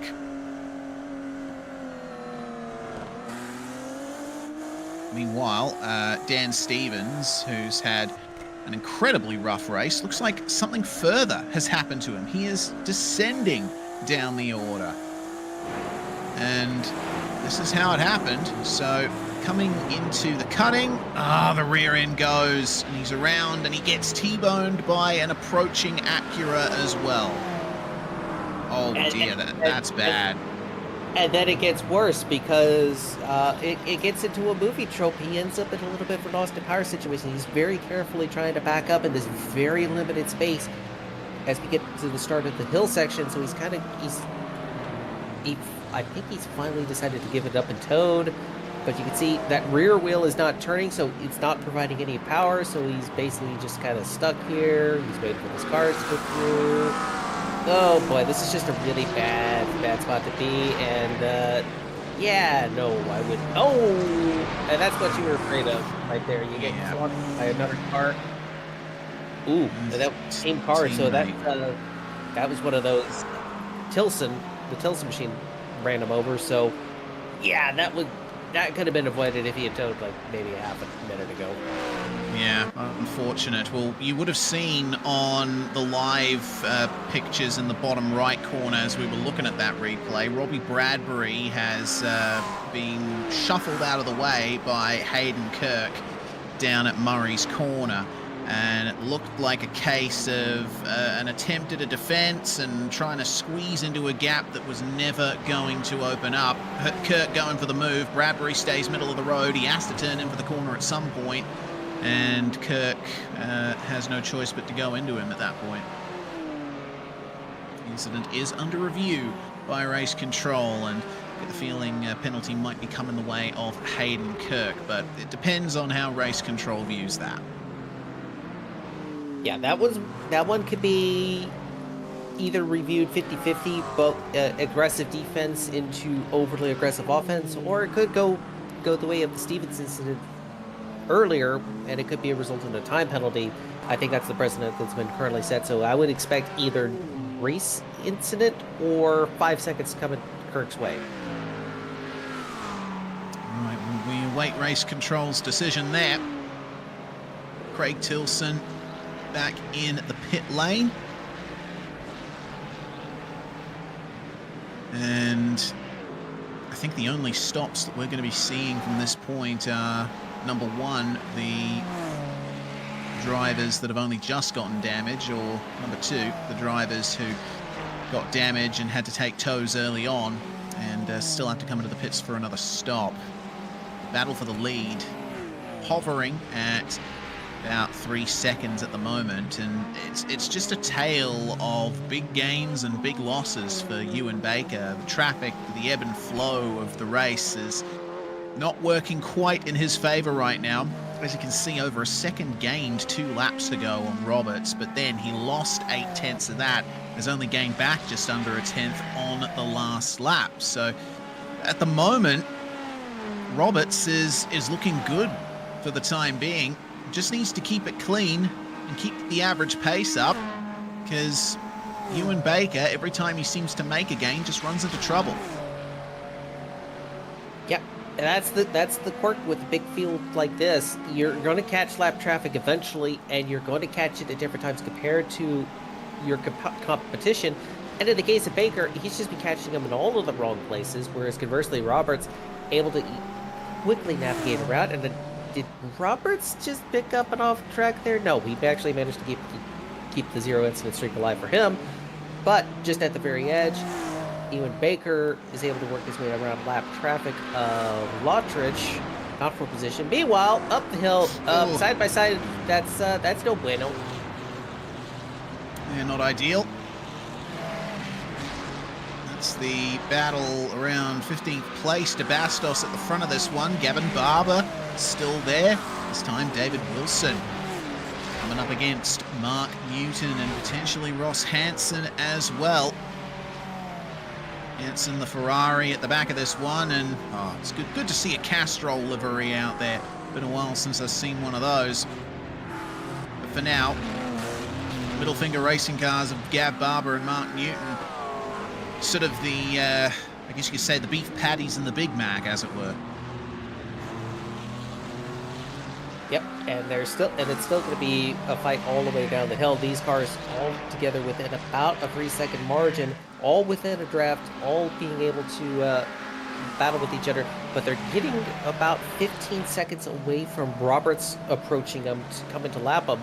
The lap times are pretty consistent. With the exception of the Newton car, they're all in about the 206 to 207 range. So Newton's trying to run away from Roberts. Meanwhile, we have admin discussions. Yep. Obviously race control, a few people in the booth there, so there is room for debate when an incident looks unclear. For now, keep your eyes on DeBastos and Barber. They've already come together once, twice even. And now Barber stands a chance of finding his way back past the McLaren, but DeBastos knows that the inside is king at turn 2. He's going to try and force Barber to go the long way around. Barber's not going to get alongside. He's going to try and wait. Oh, a little bit wide, meanwhile, for Wilson. That's going to give the line straight to Newton. Back up into 17th for car 685. Now, there's a little bit of a dilemma here for Gavin Barber.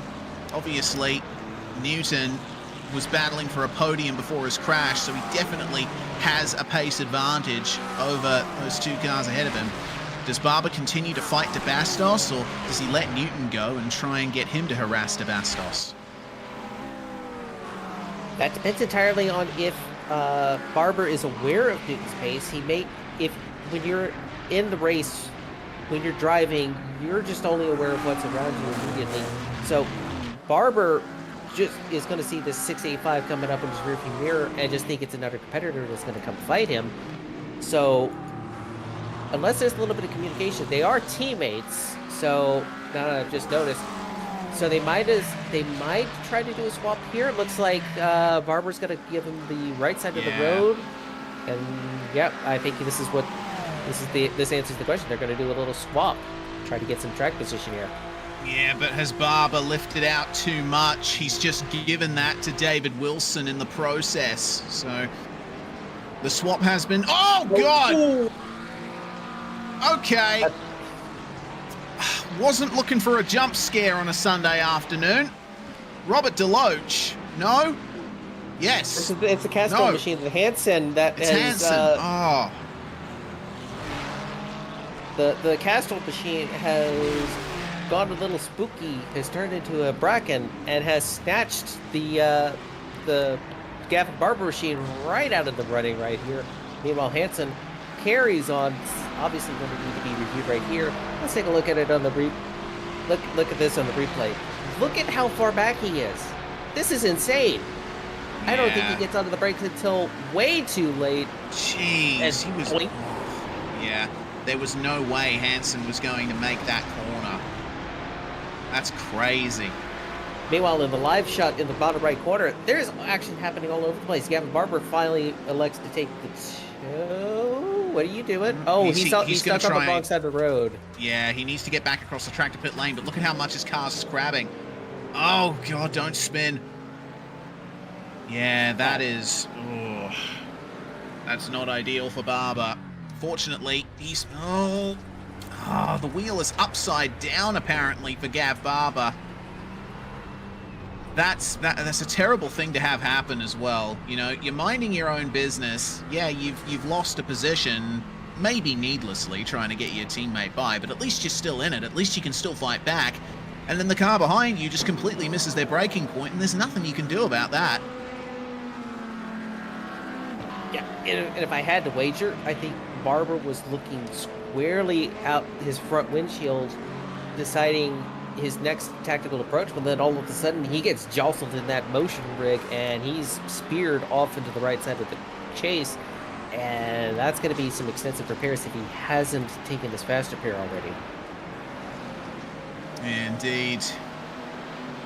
Well, he has used it right now. Meanwhile, things just going further wrong for Mark Newton there. Tried round the outside of De Bastos, and I mean, with the pace advantage that he has, I don't blame him for trying to get to it, but ultimately it looks like that's worked out badly for him, and he is pulled right out. He is done.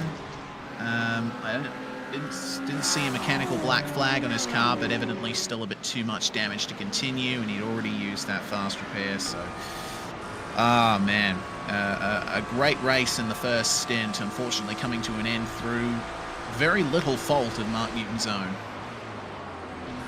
Well, I just want battle further on there between Wilson and De Bastos. This is De Bastos is proving one of the most difficult cars to pass on track at the moment.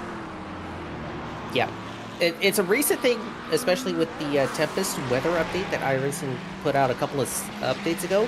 You have the option to activate your windshield wiper, and it does provide a cleaning benefit in the drive. Meanwhile, we take a look at the side-by-side replay. I wonder... Oh, yeah, he pops it briefly, I guess, just to clean it off of whatever dirt and grime, and then just like get that position. He's going to have to re-rack and go again against the De Bastos car. Indeed. Ross Hansen, meanwhile, is still out there, and it looks like he has been slapped with quite a penalty from race control.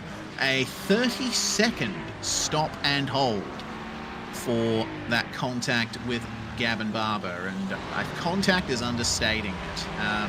He's been struggling across the top there, but with the front bumper gone on that Ferrari and probably some big suspension damage as well, he's finding it very difficult to get it turned.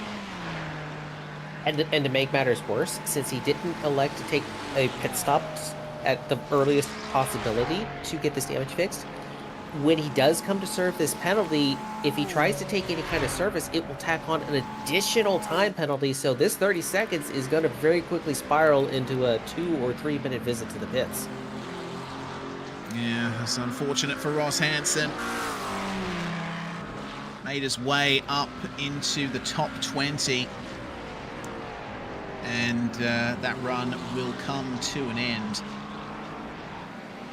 For now, back to the battles here. Looking a bit further back, I believe. This is Heath Mannering with Craig Brock behind him. Julian Mookie in the Porsche coming up on them as well in the battle for 21st place. Now, let's see if Julian can get the Kingsman car past the Kiwi Sim Racing Mustang. Running an orange predominant livery rather than blue in that one. Heath Mannering also a part of KSR. They've got a massive complement of drivers with which they are tackling this series. And all running reasonably well. And of course, the King's been named after the late John King, who was a long mainstay member of the majors, one of the original members of the competition committee. In fact, we named the Legends Championship in his honor, and as part of the Ironman chase, if I recall.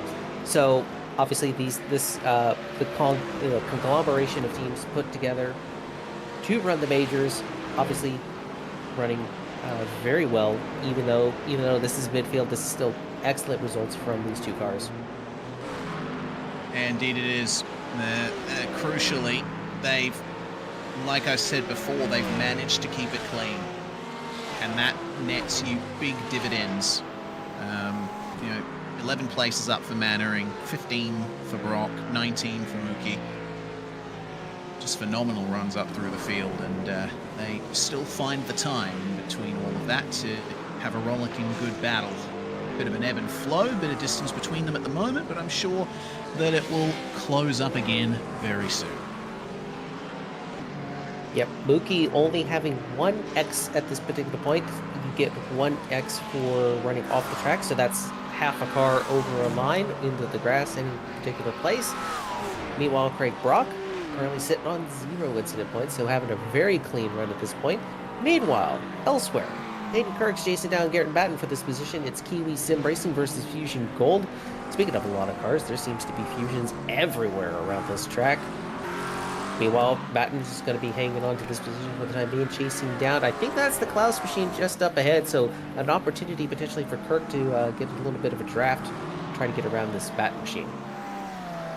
And 3 seconds up further up the road is David Johnson as well, unless I'm reading my timing wrong. So for Garen Batten and hey, okay, cool. I can do number. Excellent. Regardless, like you say, a bit of a slipstream opportunity here for Garen Batten. This field is just full of drivers who've gained bulk positions. Of course, Batten and Kirk are making gains in the single digits, but still quite impressive for such a treacherous race. And it's hard to believe we've already gone through 1 hour and 30 plus minutes of this race. We're down into the last half hour or so, 26:35 yet left to go. And these guys are charging away up the hill one more time. Gonna be looking at about another, I want to say 15 laps or so before we get to the end of this race. Yeah, my timing is telling me when the leader crosses the line next, it'll be 13 laps to go. So, pretty long circuit here at Mount Panorama. You kind of have to recalibrate your understanding of lap lengths to to races around here. Most tracks that these cars race at, they run around 1:30 to 1:40. So yeah, sometimes it's a bit difficult to understand. Oh, okay, half an hour, about 15 laps, but look at that gain from Ewan Baker on this lap on Benjamin Roberts. That is pretty significant. The gap for the lead now down to just under 2 seconds, according to timing tower on the left side of your screen. So Baker probably starting to mount a challenge here, and there's battlers ahead of our leader Benjamin Roberts. This could be a chance for Baker to gain more time. It is, in fact, the battle between Cameron de Bastos and David Wilson right up ahead of them. That battle for 15th. Now, how much quarter are they going to give our overall leader? There's not going to be much room to give, period, as they go back up the hill. The mountain giveth and the mountain taketh away. Roberts got stuck behind a lap car of Robert DeLoach. That allowed that 1.338 second gap. It was almost leap, but just not quite. Meanwhile, these two cars obviously still fight very hard. Ooh, De Bastos got a lot of curb right there. He is using every inch and then some to get around this track. Oh, man. Boy, I fear for Roberts right here if these two decide to get into another scrap like before. Yeah, the gap is falling and falling hard. It's now under a second, 7/10 in fact, for Ewan Baker. This has been a fantastic lap for him as Benjamin Roberts was stuck behind David Wilson across the top of the mountain. The lead battle is back on. And Ewan Baker is in slipstream range of Benjamin Roberts. And it's going to take all of his courage to try to get around these cars right here. He's able to get around one car. He has to get around DeBose. Hopefully DeBose gives him the space right here. He should realize he's got blue flags. They may be advisory, but they are still being present. He's not giving him any space. This is undoubtedly going to result in a battle for the race lead and the win coming into the final 12 laps of this race. Tell you what, Bastos is in no hurry to let these guys go. You saw the flashing of the lights there from Benjamin Roberts. Of course, as you mentioned before, blue flags are advisory only, and Bastos decided, okay, well, look, I have a right to my racing line here. Well, he is going to be greeted with the sight of the front row seat to the lead battle of this race. Baker cannot make the move on Roberts here. He will have to wait for another opportunity if he even wants to make the move. That's the other thing. Considering that Roberts' pit stop was nearly 2 seconds shorter than Ewan Baker's, obviously Roberts has a little bit less fuel in the car, so maybe Baker will be able to pressure Roberts into burning through that fuel. Looking ahead up the road, the next car in line to be lapped will be the 555 machine that has been running around in the midfield thereabouts. That is the... Gavin Cox. Gavin Cox, yep. But he's about 5 to 10 seconds up the road, so it's going to be a little while before they catch him. He's running 208.1s, meanwhile these leaders have been circulating around the 204. So, yes, he will be a factor, but it won't be a factor yet. So, I would imagine that for Baker, he's just going to be content to sit here and ride for a little bit, wait for these lap cars to come back in, and then maybe take a jump at him in the traffic. Meanwhile, Matson returns to the pits again for a tow. Or a meatball update. Scrivener has gotten damage somewhere and is waiting for service, I believe. Yeah, Brian Scrivener, he's been in the pits for the last 15 minutes. So whatever happened to him, it happened a while ago. Under 22 minutes to go. 11 laps remain for our two Acuras that charge ahead here in the lead. They've left Sam Sutton in the dust. It's been a long, hard road for Ewan Baker to get up to the back of Benjamin Roberts again, but the traffic this time has fallen in exactly the right place for him. These guys are 17 seconds ahead, just about, of Sam Sutton, which is frankly crazy over nearly an hour's worth of racing versus a driver who, you know, I've driven with as a teammate in Sam Sutton and know exactly what kind of pace he can pull out when the time is right. We'll see, though, who ultimately ends up winning the day here at Mount Panorama. Another 10th out of the gap for Ewan Baker. Meanwhile, this is Brian Scrivener, I believe, and around in the cutting. Very bad spot. How many cars have we seen spun around at that exact particular point? In that case, he did take the tow. So I imagine he has is taken an extended break. He's probably gone to get some snacks. Maybe he's turning us on, seeing what kind of action is happening elsewhere at the track. Yeah, potentially. See if he can get back out there with a few minutes to go and at least see the checkered flag.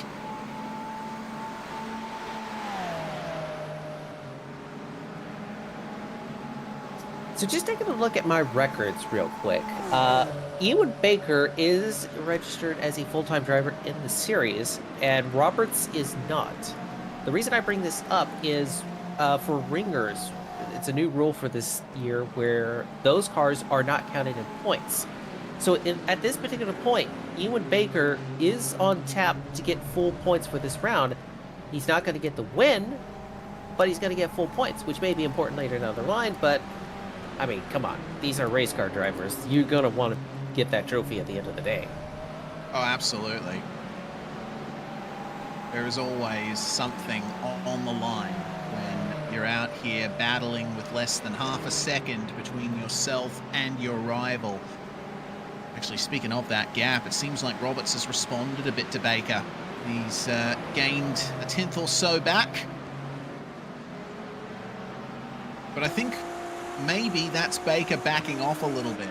Obviously, if you have a clear pace advantage, yeah, you could go for the move and lead yourself home in the final 10 laps. But I think for Baker, you got to think about the big picture. They are 17 seconds ahead of Sam Sutton, just about, and all they have to worry about is the traffic ahead of them.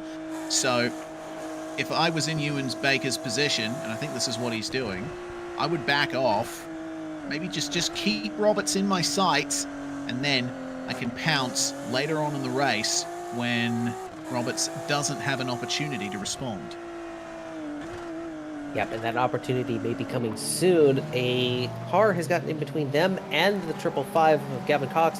The 28 of Clint Days currently circulating around in position 42. Kind of an off day for him. Last lap was a 2:10, so these leaders are going to be very rapidly approaching his location. Indeed. Bradbury and Hayden Kirk, meanwhile, fighting their way up into Griffin's Bend. Bradbury trying to make a recovery here, and don't forget, this isn't the first time we've seen these cars on track together. Hayden Kirk making that contact with Bradbury down at Murray's Corner. Well, maybe this is a bit of an opportunity for the BMW number 35 to respond, but we need to wait and see on that. Across the top of the mountain, always difficult to try and find that extra tenth or so that you need. And really, it doesn't matter how far behind the car in front you are. What really matters is how far behind you are when you're at the apex of Forest Elbow and you nail that throttle. Yep, and you don't want to be too close at that particular point, because if you have to wait for the car in front to get going, you're going to be slowed down, so you're going to be stuck right there. Ooh, Bradbury dunked to the wall ever so slightly. Meanwhile, side by side here for position. This De Boer car is certainly putting, or DeBastis, I apologize. DeBastis is putting on a bit of a defensive clinic after these shenanigans of earlier, trying to hold off this 15th position against David Wilson. Looks like Robert Deloach is joining the battle now as well. These two slowing each other up and allowing a third man into the party. So across the top, yeah, you can see that DeBastos, he is maximizing his lines at every opportunity. Not seeing quite the same from Wilson, particularly on the exit of McPhillamy.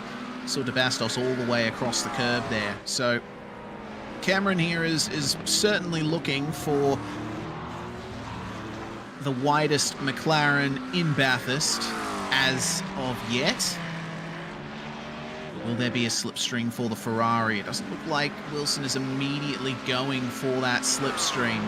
They're obviously having a bit of fun out there, trying their best to keep this battle going as best they can, and all right at the end of Conrod Straight.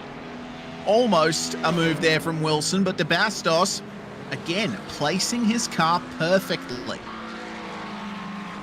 I don't know if it's necessarily perfectly or just hanging on for dear life. I thought DeBastos was going to go flipping over the curb just barely. Meanwhile, let's take a look at a replay right here of the Baker machine. What's going to happen here? A little tappy tap of the wall, and then Corvette out of nowhere at McPhillamy. Oh, that could have been disastrous. He has lost a second and a half to Benjamin Roberts as a result of that. You just see him pop into the background a shot there, and looks like the car's dragging a little bit on the ground there too. Did you see those sparks as he came off the curb? Yeah, and if you take a close look through the shine of the headlights, there is a little bit of right front damage to this car. So obviously that contact has unfortunately. Well, who is that that just disappeared? Oh no! This action's still taking place all over the place. So unfortunately for Ewan Baker, he's still going to have full points, but I think the race win has slipped from his grasp in that moment. Yeah, looks like that incident for Baker was very significant indeed, and you know, it obviously didn't look like much happened from the incident, but obviously some heavy damage. Well, De Bastos still trying his defense, but this time it was an offense, and I think he might grab a penalty for that one. Yeah, that was really, really aggressive. Wilson managing to get onto his outside right there, but it kind of looks like he hits him in the right rear and spears him off into the barrier, and Wilson's coming onto the radio to file that in, and that's going to be reviewed for sure. Meanwhile, here's another car with a missing rear wing. These Mustangs, Matt Chalker has lost another wing somewhere. Seems like the attachment points for the wing supports on the Mustang are quite weak. Almost every time we've seen a Mustang have an issue, that rear wing has been gone. So David Wilson will have to bring that one in, get some repairs done, get back out there for the final 10 minutes of the race, hopefully. I seem to recall... I apologize, I keep stepping over you. Go on. I keep recalling early in the Mustang GT3's development, they had some issues in real life with that rear wing. I don't know if it was specifically with the wing itself or if it was the where it mounts to the chassis itself, but it is accurate. It is drama when those things tend to fall off. Meanwhile, we take a look at some guys we haven't had a chance to look at very often. D Mull on board in the 31 machine for Kingsman Racing. Taking a look back at the Mookie car. These guys having a close battle on track. This is the closest party in the field right now, and they seem to be having a good go of it. It looks like they are.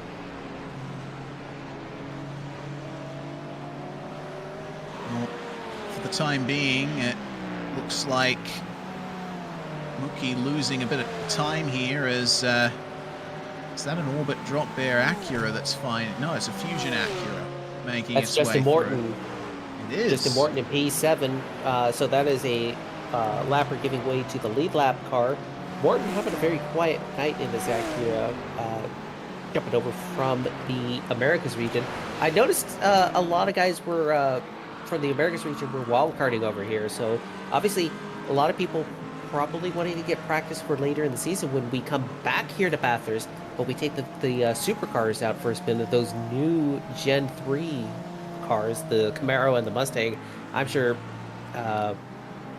I've seen a couple of little bits of here or there of coverage of the supercar series y'all cover, and those seem to be a great bit of fun to drive. Oh, they absolutely are. I've driven them a bit myself, and I find them quite to my liking. I'm looking forward to seeing how the Majors field is going to tackle that later on in this season.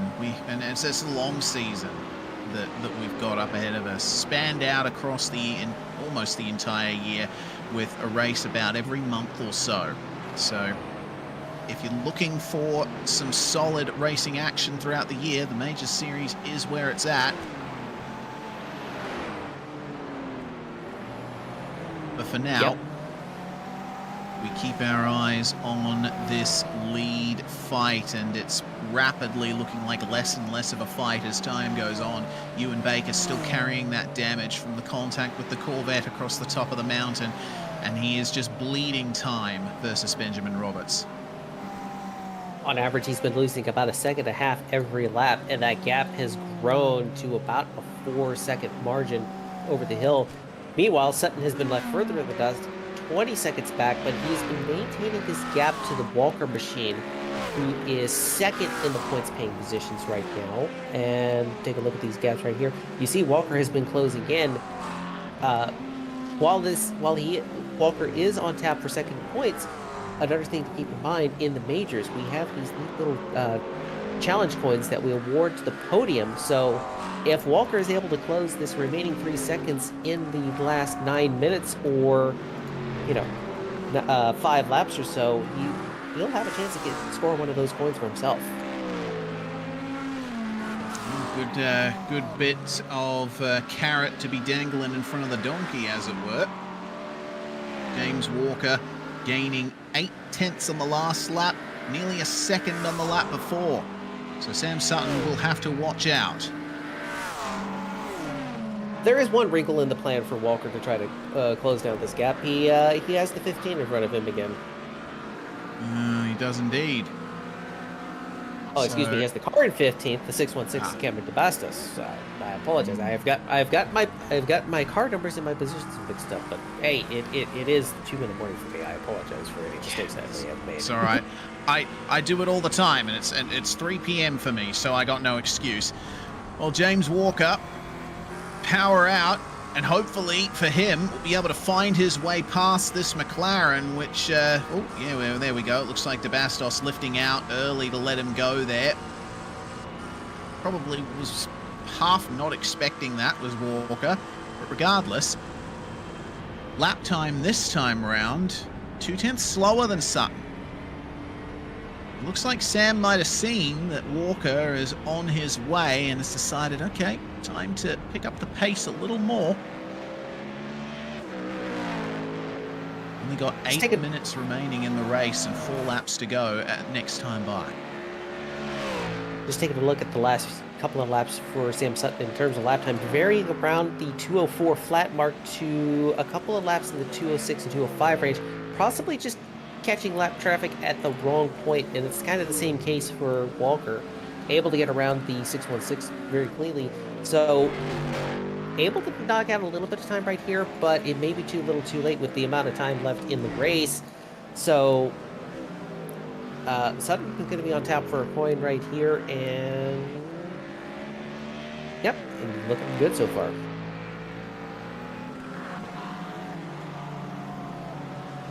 Indeed it is. Well, Benjamin Roberts up the front here. Look at the time that is being gained on Baker now. It looks like, albeit there being a bit of traffic, Ewan Baker stands very little chance of getting this win from here. And I can see, looking at Baker's car, that the damage is very visible. Bit of front right dent in the side of the bumper. But for Benjamin Roberts, 2:05.6 on that lap thanks to traffic. Ewan Baker gaining time back for the first time in a while, but the gap is still at 3 seconds. And he's going to come up with some traffic himself, right in the worst possible place. We'll run up to the cutting. Yeah, and you could do these guys are obviously trying to do the best they can, but this car on the inside kind of cuts him off a little bit, forces him, Baker, to slow down a little bit, and that gives all of that time gain right back to Roberts, losing a good chunk of time right there. The gap is down to 4 1/4 seconds. Meanwhile, the 616 finally gets slapped with the drive-through. There is further discussion afoot. So that story is far from over. Oh no, what has happened here? Oh, it's the 616 has made his day gone from bad to worse. It looks like de Bastos, though he had a few scrapes that he escaped from, has found the wall at the cutting, and it's an incident that we've seen many times before. Pop goes the rear wing, thanks to the rear end going under brakes into the cutting. Yeah, and I think he's going to have no choice at that point. He's going to have to come in and get that fixed. And since he has a drive-through, he's not going to be able to serve that penalty at the same time. So it's kind of he's going to have to come back to the pits twice at any one point. I mean, there's no way to get around it. Meanwhile, half-second battle for position 12 right here. Hayden Kirk and Robbie Bradbury still taking a charge up the mountain right here. Indeed, still going very nicely for these two. And it's not entirely over yet. 5 minutes remain in the Bathurst 2 hour, round 3 of the Majors Series International Region. And at the moment, it's hard to tell which of these guys has the advantage. Here's a fun fact for you, Lynn. I've just looked at the fastest lap times for Hayden Kirk and Robbie Bradbury. They are identical to the 1,000th. And to add to that, they gridded right next to each other. 20th and 21st, so they both gained positions. Their qualifying times were within a tenth of a second, so obviously these two drivers are equally skilled. So it's basically going to come down to who's in front at the end and who's going to be brave enough going into the chase-up field. It's been a long and hard-fought battle between these two. I haven't heard much from race control on the incident between Kirk and Bradbury before. In fact, looking back through the race control incident log in Sim, I don't think Bradbury even reported the incident with Hayden Kirk. So I think maybe both of them decided that it was all fair game and just hard racing. Well, there's going to be some hard racing here, because Hayden Kirk running wide on the exit of hell corner. And that is one of the worst places to do that. You've got the whole of Mountain Straight to contend with. Straight line speed disadvantage to your rival. Bradbury looking at the inside, but still too far back to get the move done. Hayden Kirk will stay ahead. That was just a little bit of defensive driving, trying to break the slipstream, and it may have been just enough for Kirk to hold the position for the time being, but that has allowed the Bradbury car to close up. Meanwhile, looking back up at the front, it's clear sailing for Benjamin Roberts.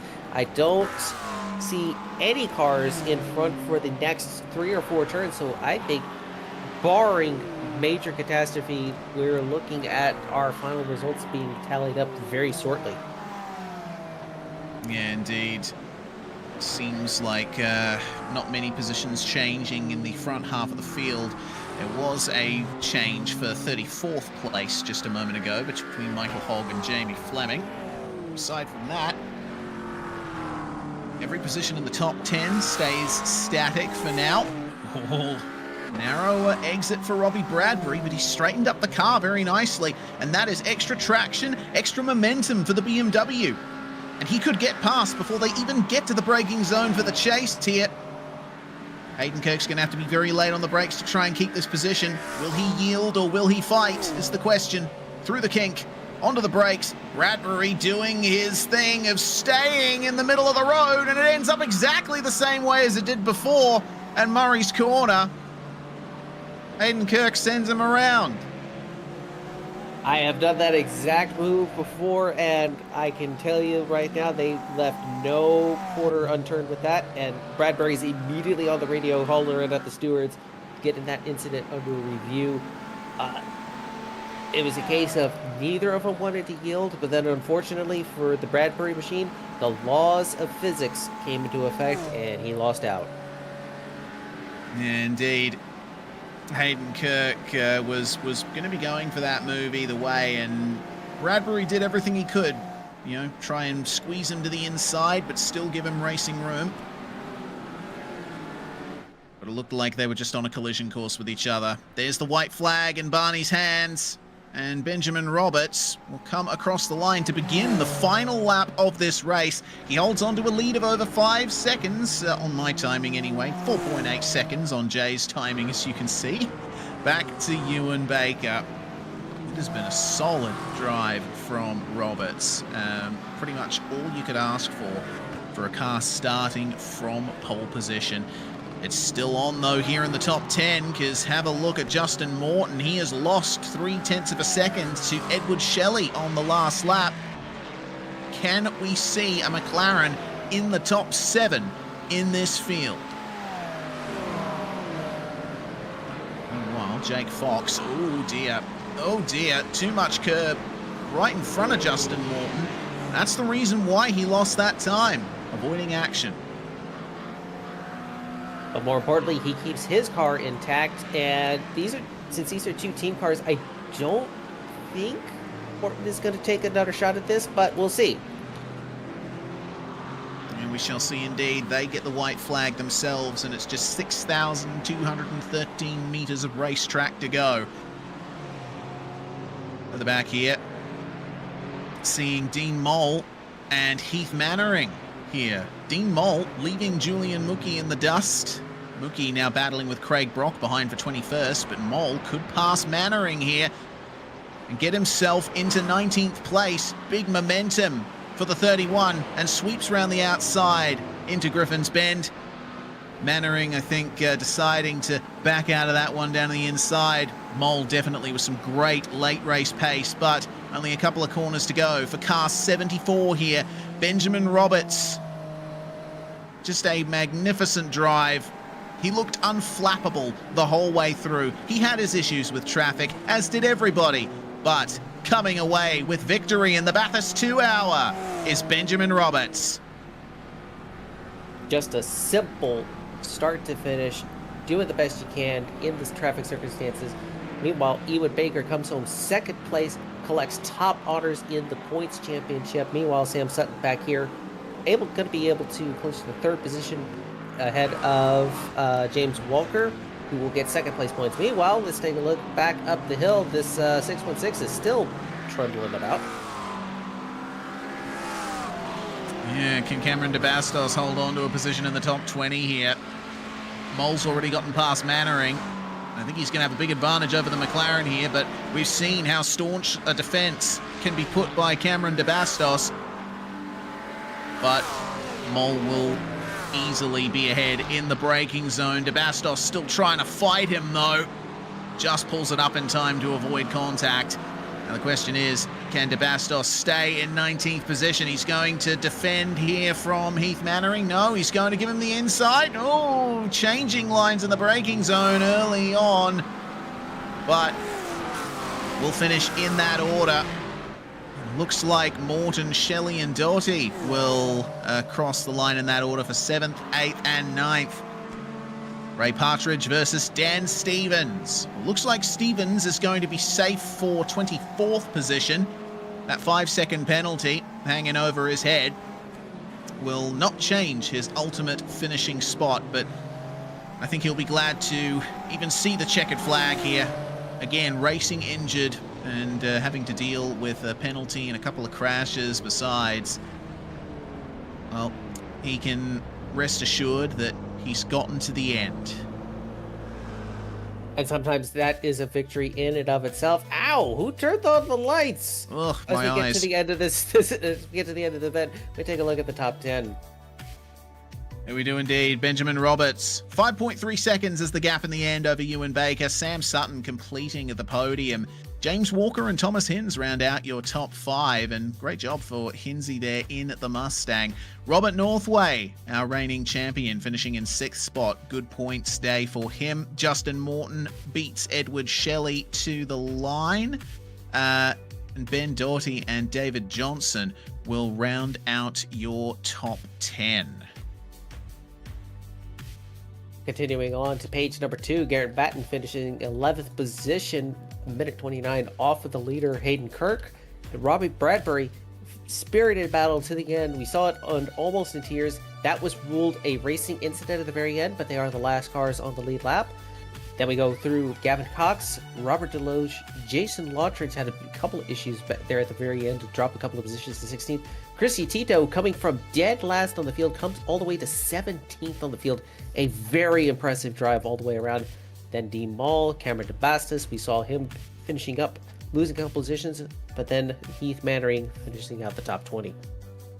21st place was Craig Brock, beating Julian Mookie to the line. Ray Partridge and Dan Stevens crossing the line together, with Phil Otto rounding out your top 25. And the last car a lap down. 2 laps down was Gavin Barber, one of many drivers who suffered some big issues, big crashes along the way here. Janneman Preuss will find his way into 27th spot with Tom Dreiling in 28th. Wayne Taylor and Jake Fox will round out your top 30. And yes, it keeps going. Adam Johnson finishes out the cars 2 laps down in 31st. 32nd, these are now cars that have had multiple issues throughout the race. We have Roger Shank, Stuart Elder, Jamie Fleming, Michael Hogg, Matt Chalker, both those drivers having issues. Wayne Hutchison is the 4 laps down. Timothy Klaus Americas comes in 38th, Clint Day 39th, and Dave Wilson Jr. having a rough go of it, P40. 41st place, Craig Tilson. We saw him early on getting turned around at the first corner, and it didn't get much better from there, but he still comes across the line at the end. You can't really say the same for the likes of Peter Matson, Ross Hansen, Mark Newton. It's really painful for Newton. He would have been on the podium were it not for being in the wrong place at the wrong time. Russ Green with connection issues. Brian Scrivener with a long time spent in the pits. Paul McKenzie, Daryl Hockey, Kevin Garcia, and Henry Thomas Kircher also out incredibly early. And Stefan Roussel and Stephen Koenig were not able to make it very far into the race either. Such a shame to see, but the mountain will choose who it smiles and frowns upon. It did smile in many places on Ewan Baker, who finished second today. He's with us now. Congratulations, Ewan. Very tight battle with Benjamin Roberts, but ultimately traffic decided it seems. Yeah, thank you. Yeah, unfortunate a little bit at the end there. I mean, I knew coming into this that Ben Roberts would have the pace over me, and I think he did by, half a tenth to a tenth a lap in hand, but I got a bit lucky towards the end when he got caught in traffic and thought I'll just, stick in this draft, see if I can force him into a mistake, and unfortunately, yeah, it was my own misjudgment with a lapped car that took me out of it, but lucky not to have too much damage and was able to limp it home. And a second place on track with you being a full-time competitor means that you get the maximum points from this round. So that's obviously a big silver lining to what was a very grey day out there on the mountain. Yeah, exactly. I had to try and keep that in mind somewhat, as much as I'd love to take the glory and win on track. This is an overall championship I need to focus on, so taking max points for that was definitely fantastic in the goal coming in. So I think after the contact as well, that was just a little reminder that I need to settle this down a little bit. I've got more to play for here. Well, we go back to the ovals for the next round of the championship, the World 600, Charlotte Motor Speedway in the NASCAR Gen 4 Cup cars.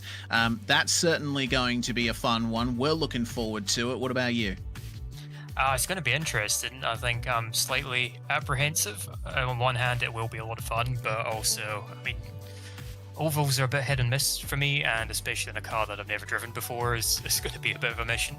I do have the advantage of Robert Northway on my team. He's fantastic at oval stuff and oval setups. So, like we saw in the Intimidator event in round 2, he made a fantastic setup, and even I was able to get up and amongst it up front before I made a mistake, so it should put me in good stead. I just need to be sensible and try and claim some points. Yeah, that's the way to approach it, especially early on in the season. Well, before we let you go, Ewan, the floor is yours. Is there anyone you want to give a shout out to? Yeah, huge thanks to Team Kiwi Sim Racing and all the guys that have been racing this series along with me. Robert put out the call for us all this season, and we all answered, and it's been going really well so far. Big thanks to our sponsors, Speed Nation, InspireNet, Scott Technology, and Shearwater Studios. So yeah, it's awesome to have those guys on the car as we currently leading the team's championship, I think. So flying the flag high, it's awesome. Absolutely. Well, that was Kiwi Sim Racing's Ewan Baker there, the second place finisher on track, but maximum points from the event. And Lynn, looking forward to the World 600.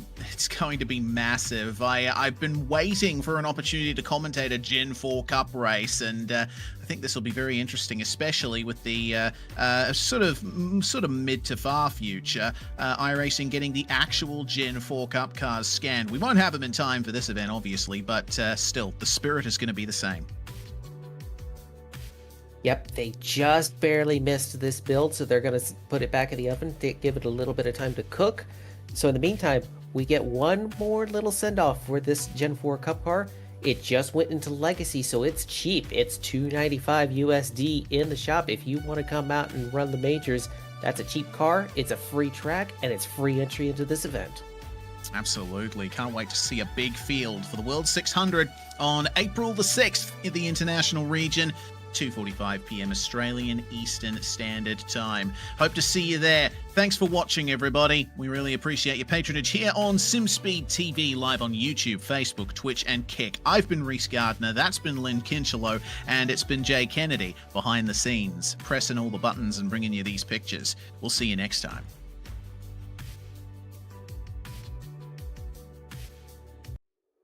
Hey, you know that guy who just before the green flag keys up his mic and asks, "Anybody got a setup?" Well, this is him. This is Adam, and hey, Adam needs some help. On the other hand, this guy over here, this is Steve. Steve is a solid racer and he knows his way around the garage. Steve's problem is time. With a job and a family, he can't find enough time to build competitive setups and to race as often as he likes. But as luck would have it, Steve knows a secret. He lets the Majors Garage crew chiefs do the setup work so he can focus on the racing. At majorsgarage.com, Steve can get setups for over 60 cars on the iRacing service. So no matter what series he wants to jump into, he is covered. Somebody, anybody, really should tell Adam. See you at the garage.